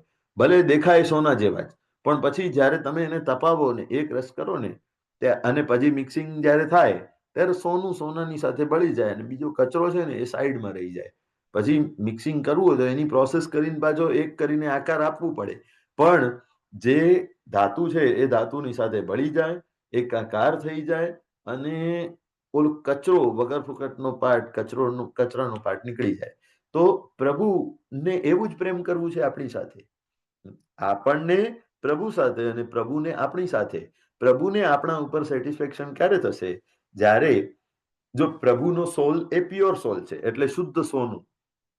આપણો આત્મા કેવો છે કે સોનું અને સાથે અંદર બીજી બધી મિક્સિંગ, કર્મોની મિક્સિંગ, 8 કર્મોની મિક્સિંગ રહેલી છે. આપણા આત્મામાં 8 કર્મોની મિક્સિંગ રહેલી છે. પ્રભુનો આત્મા પ્યોર છે.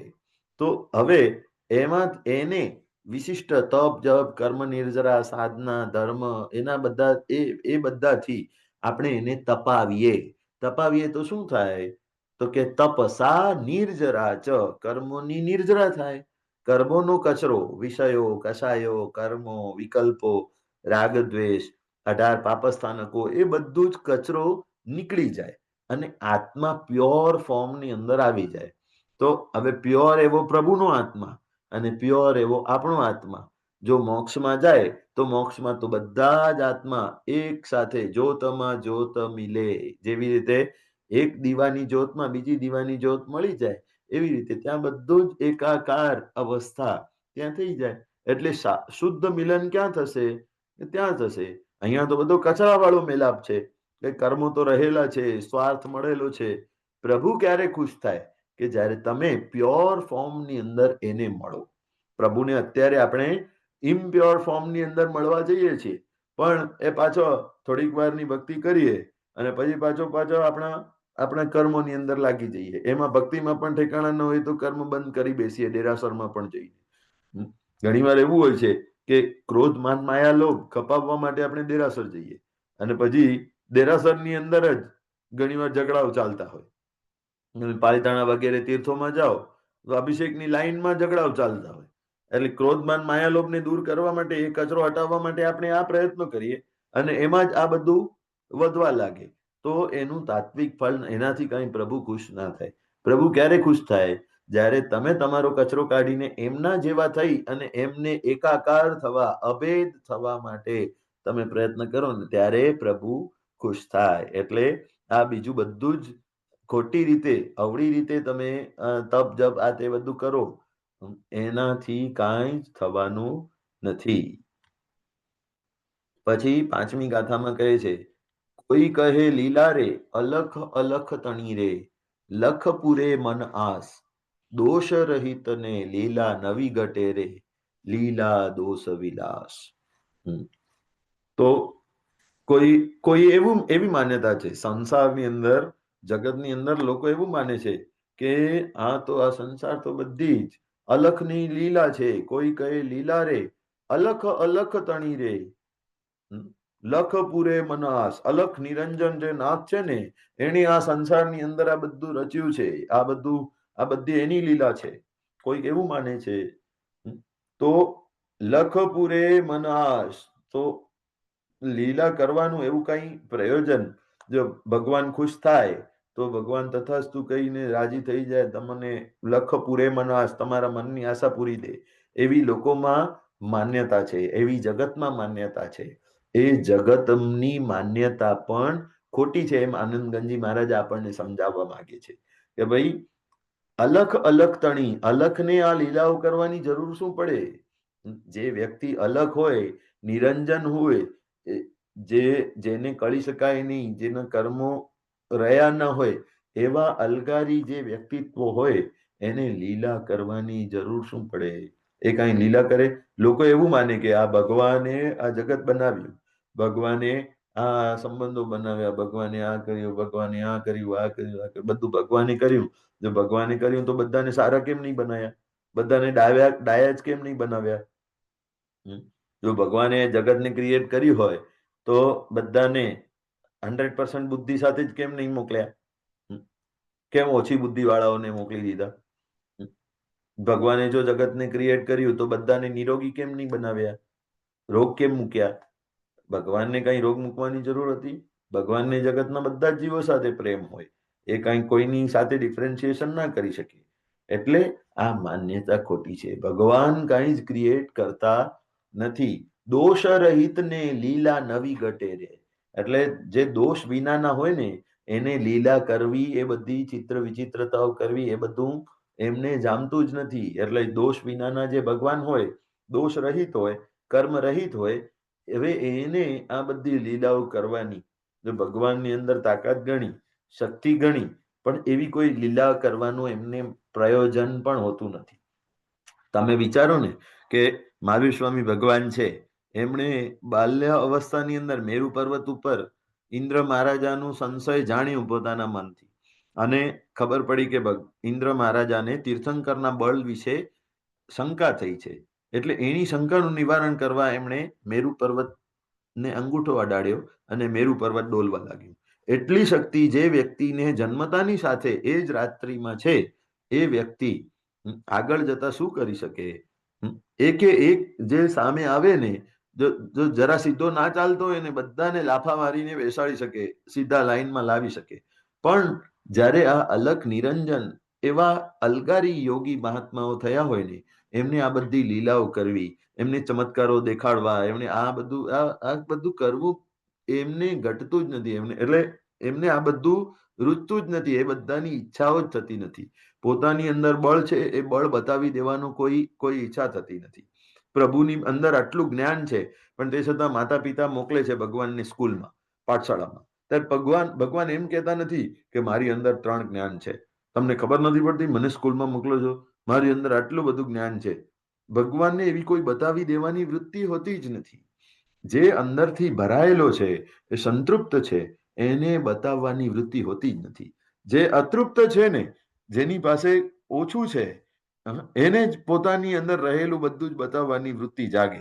જે પરિપૂર્ણ છે, જે પૂર્ણ છે, એને પોતાની પૂર્ણતા સિદ્ધ કરવાની કે જગતને બતાવવાની કોઈ એવી ઈચ્છા ગેલછા રહેતી નથી. એટલે એ જ કહે છે, દોષ રહિત ને લીલા નવી ગટેરી. જે દોષ રહિતના પરમાત્મા છે, એ કોઈ આવી લીલાઓ વગેરે બધું જ કરે જ નહીં. લીલા દોષ વિલાસ, જે દોષમય હોય, જે વિતરાગ ના બન્યા હોય, એને જ આ બધા જ દોષજન્ય આ બધા વિલાસ વૃત્તિ કે આ બધું જ કરવાનું મન થાય.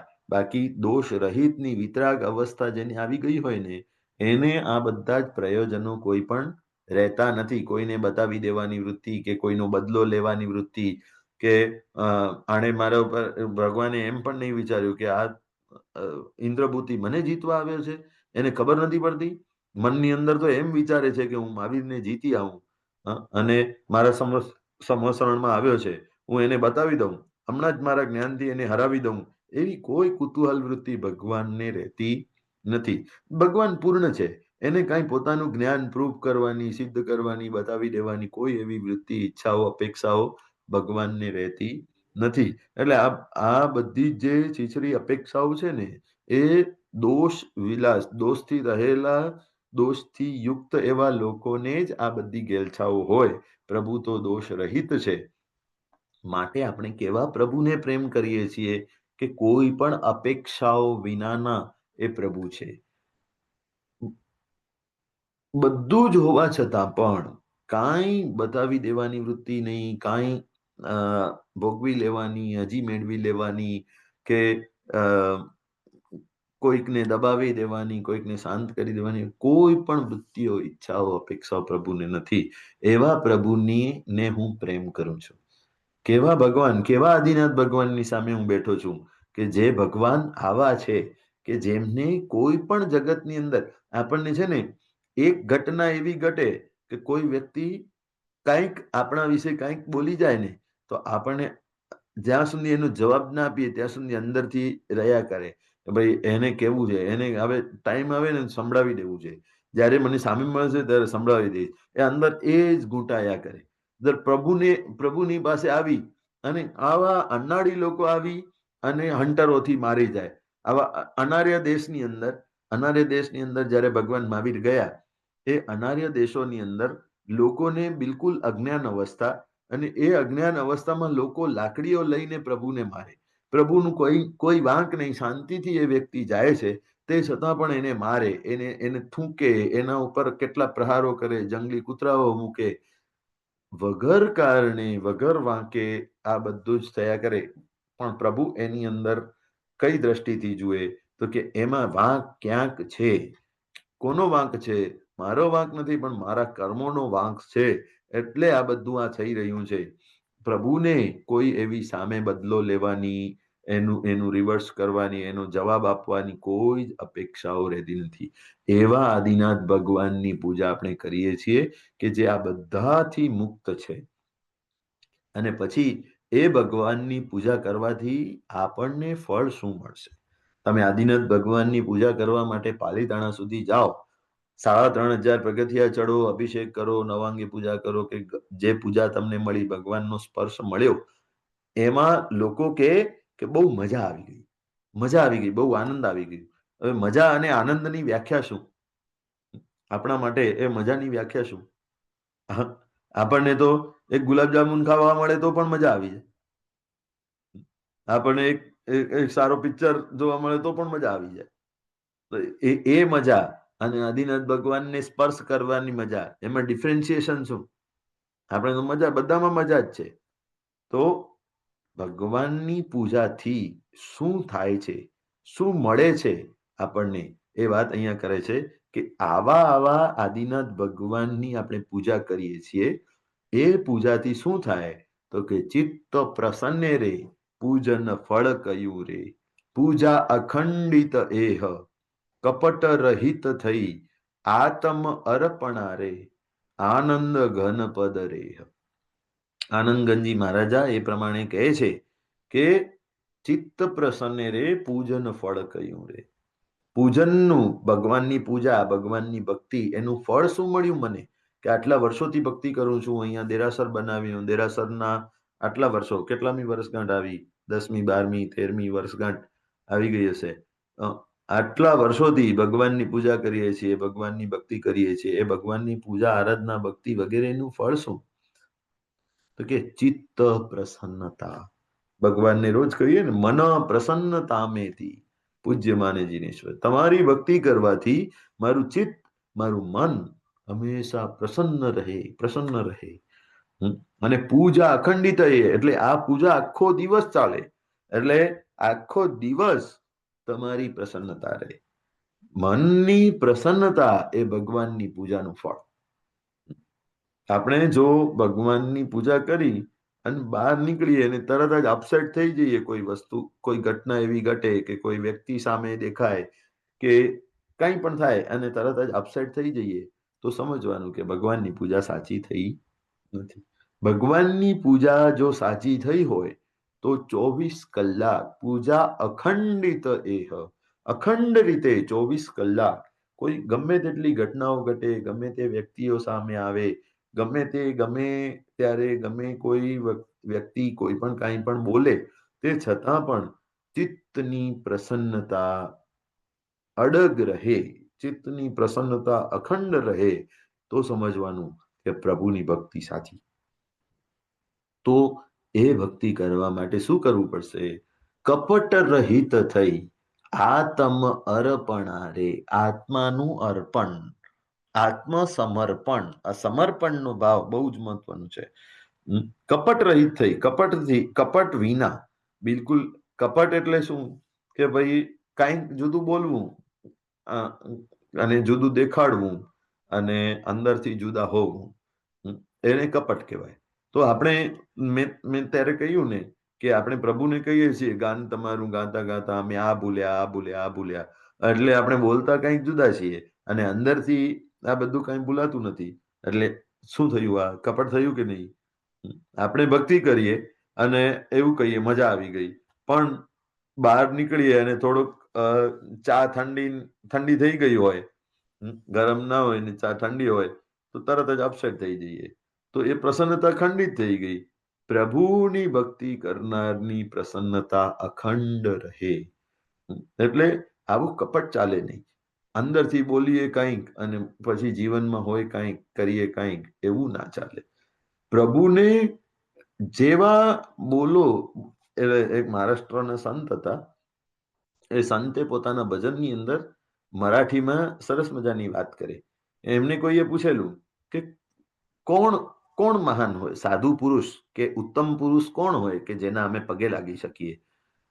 તો એમણે પોતાના ભજનની અંદર એનો જવાબ આપ્યો, મરાઠી ભાષાની અંદર બહુ સરસ મજાનો જવાબ આપ્યો. બોલે તૈસા ચાલે, ત્યાચી વંદાવી પાઉલે. એટલે ખૂબ જ સરસ એની વ્યાખ્યા છે. એટલો સિમ્પલ લેંગ્વેજની અંદર, બોલે તૈસા ચાલે, જે જેવું બોલે છે એનું વર્તન એવું જ હોય, એને તમે પગે લાગો. જગતની અંદર એવા લોકો તમને મળે કે જે અંદરથી પણ એટલા પ્યોર હોય કે જે કાંઈ પણ એ ઉપદેશ આપતા હોય, જે બોલતા હોય, એવું જ એમનું અંદરનું વર્તન પણ હોય, એવું જ એમનું હૃદય પણ ચોખ્ખું, નિર્મળ અને સાફ હોય. તો એવા લોકો મહાન છે, એવા લોકો મહાન છે. એટલે આવું કપટ રહિતનું જીવન આપણું જોઈએ. શ્રાવકનું જીવન કેવું હોવું જોઈએ? કપટ રહિતનું જીવન. જુદું બોલવાનું અને કરવાનું જુદું એવું ના જોઈએ. કપટ રહિતની અવસ્થા, અને એ અવસ્થાથી આત્મ અર્પણા એ અવસ્થાથી પ્રભુને સમર્પિત થઈ જવાનું છે.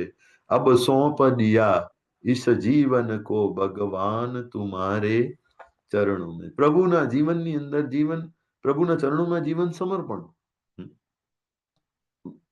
બધું પ્રભુ કૃપાથી સહજ રીતે થાય છે. જેવું કર્મની અંદર કર્મ પ્રમાણે થવાનું હોય એ પ્રમાણે થશે. પ્રભુના જ્ઞાનની અંદર જેવું દેખાયું હોય એવા પ્રમાણેનું થશે. એટલે કોઈ પણ અંદર પ્રયત્નો કરવાથી આપણે બદલાવો પણ કરી શકતા નથી. એટલે આપણે સહજ રીતે આપણો પુરુષાર્થ કરવું, બાકી ઈચ્છાઓ અપેક્ષાઓ મોટી રાખી અને દુઃખી થવું નહીં. પ્રભુના ચરણોમાં જીવનને સમર્પિત કરી દેવું, કપટ રહિત થઈ, બિલકુલ હું જેવો છું, પ્રભુ તમારો છું, મને કાંઈ જ આવડતું નથી, બસ મારું જીવન હું તમારા ચરણે મૂકી દઉં છું, જે કરવું હોય એ તમે કરવાનું છે. જીવન કપટ રહિત થઈ આત્મ અર્પણા આવી રીતે નિખાલસપણે, જેમ નાનકડો છોકરો હોય ને એ ધૂળની અંદર, કચરાની અંદર રમી આવે. એકદમ સાવ નાનો હોય, એકદમ નાનો, અને ધૂળ, કચરા, માટી વગેરેની અંદર રમી આવે, કીચડ વગેરે હોય અને એમાં રમી આવે, પાણી વરસાદમાં ભીંજાઈ આવે, અને પછી આવી અને એન્ટર થાય ને ઘરે, તો એની મમ્મી ચિલ્લાવે, ક્યાં ગયો હતો? શું આ કરી આવ્યો? કેમ આટલો ગંદો થઈ આવ્યો? તને ના પાડી હતી, તને ધ્યાન રાખવું હતું. તો ઓલો છોકરો છે ને બિલકુલ કશું જ ના બોલે, ખાલી સ્માઈલ કર્યા કરે, ખાલી સ્માઈલ કર્યા કરે, કાંઈ જવાબ જ ના આપે, કાંઈ બોલે જ નહીં, કાંઈ પોતાની સફાઈ આપે નહીં. એ માત્ર ઊભો રહીને સ્માઈલ કર્યા કરે. તો મમ્મી ચિલ્લાવી ગુસ્સે થઈને થાકી જાય. કેટલો ગુસ્સો કરે, કેટલો ગુસ્સો કરે, એને મારે, કૂટે, શું કરે? ભાઈ નાનકડો છોકરો છે, આટલો નાનો છે, એને કાંઈ જ ખબર પડતી નથી, અને ઓલો સ્માઈલ જ કરે છે. તો મમ્મી 2-4 શબ્દો ગુસ્સાના બોલે અને તરત જ મમ્મીનો ગુસ્સો પણ પીગળી જાય, અને મમ્મી તરત જ એને ઉપાડી અને એને નાખે બાથરૂમની અંદર નવડાવવા માટે, સાફ કરવા માટે. જો એણે સમર્પણ ભાવ સાથે મમ્મીને સોંપી દીધું, ભાઈ આ ભૂલ થઈ છે, આ ભૂલ મેં કરી છે, હવે શું? તું મારી માં છે, તારે જોવાનું છે, મારે કશું. આપણે જેમ કહીએ છીએ પ્રભુને, તું બે જાણહ, અહમ ન જાણામી. તું બધું જાણે છે, હું જાણતો નથી. પ્રભુને સમર્પિત થઈ ગયા એટલે પછી જવાબદારી બધી જ કોની? પ્રભુની. પ્રભુ જેમ માં છે, માની જવાબદારી દીકરાને સાચવવાની. એવી રીતે જે ભૂલો થઈ ગઈ, કે જે અજ્ઞાન અવસ્થાથી જે કાંઈ પણ પાપો, દુષ્કર્મો, ખોટા કાર્યો, આ તે બધું આપણે કર્યું, એ કપટ રહિત થઈ પ્રભુની સામે ખોલી દો અને પ્રભુને સમર્પિત થઈ જાઓ કે પ્રભુ જેવો ગણો તેવો, તથાપી બાળ તારો છું. બધું મેં કર્યું છે, બધી જ ભૂલો કરી છે, બધું મંજૂર, પણ હું નાનકડો બાળ છું અને તારા શરણે આવ્યો છું, હવે તારે જોવાનું છે. તો એવી રીતે કરવાથી પ્રભુ પ્રત્યેનું સમર્પણનો ભાવ જે વધે છે, એ સમર્પણના કારણે પ્રભુ આપણું ધ્યાન રાખે છે, પ્રભુ આપણા ઉપર કૃપા વરસાવે છે. આનંદ ઘન પદરે, આનંદની ઘનતા આપણને પ્રાપ્ત થાય છે, પ્રભુ કરાવે છે. પ્રભુ આનંદ જ આપવા માટે બેઠા છે. પ્રભુ આખા જગતને પ્રેમ જ આપવા માટે બેઠા છે. શું લેવા જઈએ છીએ? પાલીતાણા જઈએ, શું લેવા જઈએ? શું મળવાનું છે ભગવાનની પાસે? સમેત શિખર જાઓ, 20 તીર્થંકરોના નિર્વાણ ત્યાં થયા છે. એ 20 તીર્થંકરોની દેરીઓ અલગ અલગ ડુંગરાઓ ઉપર. 9 કિલોમીટર ચડો, 9 કિલોમીટર ઉપર એકથી બીજા ખૂણે ચાલો અને 9 કિલોમીટર ઉતરો. 27 કિલોમીટરની યાત્રા પગપાળા વહેલી સવારના 3-4 વાગે નીકળો અને સાંજના 7-8 વાગે પહોંચો પાછા. એટલી વારની 27 કિલોમીટરની યાત્રા કરવાથી મેળવવું શું છે? ત્યાં જઈને મળે શું? પ્રભુ માત્ર આખા જગતને પ્રેમની ભાષા શીખવાડવા બેઠા છે. આખા જગત સાથે પ્રેમનો ભાવ, સ્નેહનો ભાવ, મૈત્રીનો ભાવ, પ્રભુનો આ જ સંદેશ છે. ગમે તે તીર્થોની અંદર જાઓ, ગમે તે ઠેકાણે જાઓ, ગમે તે આરાધના કરો, ગમે તેટલી ધજાઓ ચડાવો, પ્રભુ એક જ સંદેશ આપશે કે જગત આખાને પ્રેમ કરો. આ પ્રેમની ભાષા, અને પ્રેમની ભાષા પાછી કેવી છે? યુનિવર્સલ છે. યુનિવર્સલ એટલે તમને ફ્રેન્ચ ના આવડતી હોય, જર્મન ના આવડતી હોય, સ્પેનિશ ના આવડતી હોય, પણ તમે એરપોર્ટ પર જાઓ ને, તો ત્યાં ગજબ બધા લોકો, આખી દુનિયાના કોઈ પણ મિક્સ લોકો બેઠા હોય, પણ તમારી પાસે એક જ કોમન લેંગ્વેજ છે, પ્રેમની. અને એ પ્રેમની લેંગ્વેજ સ્માઇલની અંદર આવે. તમે સ્માઇલ આપો તો સામેવાળો સ્માઇલ આપે. તમને નાના છોકરા કેમ ગમે? કે ભાઈ નાના છોકરા પાસે આ યુનિવર્સલ લેંગ્વેજ છે. એ યુનિવર્સલ લેંગ્વેજ, એમને કોઈ કાલી ગયેલી ભાષાઓ પણ આવડતી નથી, કોઈ ઇંગ્લિશ પણ સરખી બોલી શકતા નથી, પણ એ નાના છોકરા રમતા હોય, એ એક સરસ મજાની સ્માઇલ કરે ને, તો ગમે તેટલો ગુસ્સાવાળો પથ્થરદિલ વ્યક્તિ હોય ને, એ પણ સામે સ્માઇલ કરશે. કે આ પ્રેમની ભાષા યુનિવર્સલ છે. તો આ જ યુનિવર્સલ પ્રેમની ભાષા પ્રભુ આપણને શીખવાડવા માંગે છે. માત્ર ને માત્ર જગતને પ્રેમ આપવું, એ જ પ્રભુ આપણને શીખવાડે છે. અને એનાથી આપણને શું મળે? તો જગતને પ્રેમ આપવાથી આપણને સામે પ્રેમ મળે. જગતને પ્રેમ આપવાથી આપણને સામે પ્રેમ મળે. જગતના બધા જ જીવોને પ્રેમ આપવાથી આપણને પણ ભરપૂર પ્રેમ મળે છે. અને એ જ પ્રેમની ધારામાં આપણે અંદર ઉતરીએ ને, જગતના બધા જ જીવો સાથેનો પ્રેમ એ જ સાચી ભક્તિ છે, એ જ સાચી મુક્તિ છે, અને એ જ આરાધના છે, એ જ સાધના છે, અને એ જ સાધના દ્વારા આપણે તરી શકશું. એટલે આ બધું જ હમણાં જ પર્યુષણ થયા, અને એ પર્યુષણ વર્ષોના વર્ષો આપણે ઉજવીએ છીએ. તો એમાં પણ સંદેશ શું? તો કે મિચ્છામી દુક્કડમ, ભાઈ મારી ભૂલ થઈ ગઈ, એની હું માફી માંગુ છું. તો એનાથી તમે શું કર્યું? તમે જગતને પ્રેમ જ આપ્યું. મારી ભૂલ થઈ ગઈ, ફોરગિવનેસ, આઈ એમ સોરી. એ સોરી બોલવું એટલે શું? મિચ્છામી દુક્કડમ કરવું એટલે શું? ભાઈ મારી ભૂલ હું એક્સેપ્ટ કરું છું, તમે ઉદારતાથી એને ક્ષમા આપી દેજો. તો તમે આ પ્રેમ જ આપ્યું. અલ્ટિમેટલી આ બધી જ પ્રેમની જ ભાષા છે. આ બધા જ ધર્મો આ એક જ પ્રેમની ભાષા શીખવાડે છે, અને એ જ પ્રેમ દ્વારા આપણે અંદરના પરમ પ્રેમને પામીએ. એવા ભાવ સાથે ઋષભદેવ પરમાત્માની સ્તવના આનંદગંજી મહારાજાએ રચી છે. એટલે એ વખતના સામાજિક સિચ્યુએશન્સ એને પણ કવર કરી, લોકોના મનની અંદર રહેલી બધી અજ્ઞાનતાઓ અને જડતાઓ એને કવર કરી, અને એને આધ્યાત્મિક રીતે એમણે સ્તવનોની અંદર ગૂંથી અને સાચો રસ્તો બતાવ્યો છે કે આ બધું જ કરવાથી કાંઈ વળશે નહીં. જગતને પ્રેમ આપવાથી પ્રેમ મળશે, અને તમે પ્રેમને, અલ્ટિમેટ પરમ પ્રેમને પામી શકશો. આ માર્ગ આખો ઋષભદેવ ભગવાનના સ્તવનની અંદર પ્રેમનો માર્ગ, ભક્તિનો માર્ગ એમણે સમજાવ્યો છે. આ સ્તવન આપણે અહીંયા 6 ગાથાઓ સ્તવનની આ પૂર્ણ કરી, નેક્સ્ટ સ્વાધ્યાયની અંદર સોમવારે આપણે અજીતનાથ ભગવાનના સ્તવન તરફ જઈશું. ચિન્નાજ્ઞા વિરુદ્ધ કાંઈ પણ બોલાવ્યું હોય તો મિચ્છામિ દુક્કડમ. સર્વમંગલ માંગલ્યમ સર્વકલ્યાણ કારણમ પ્રદાનમ સર્વધર્માણમ જૈનમ જયતિ શાસનમ.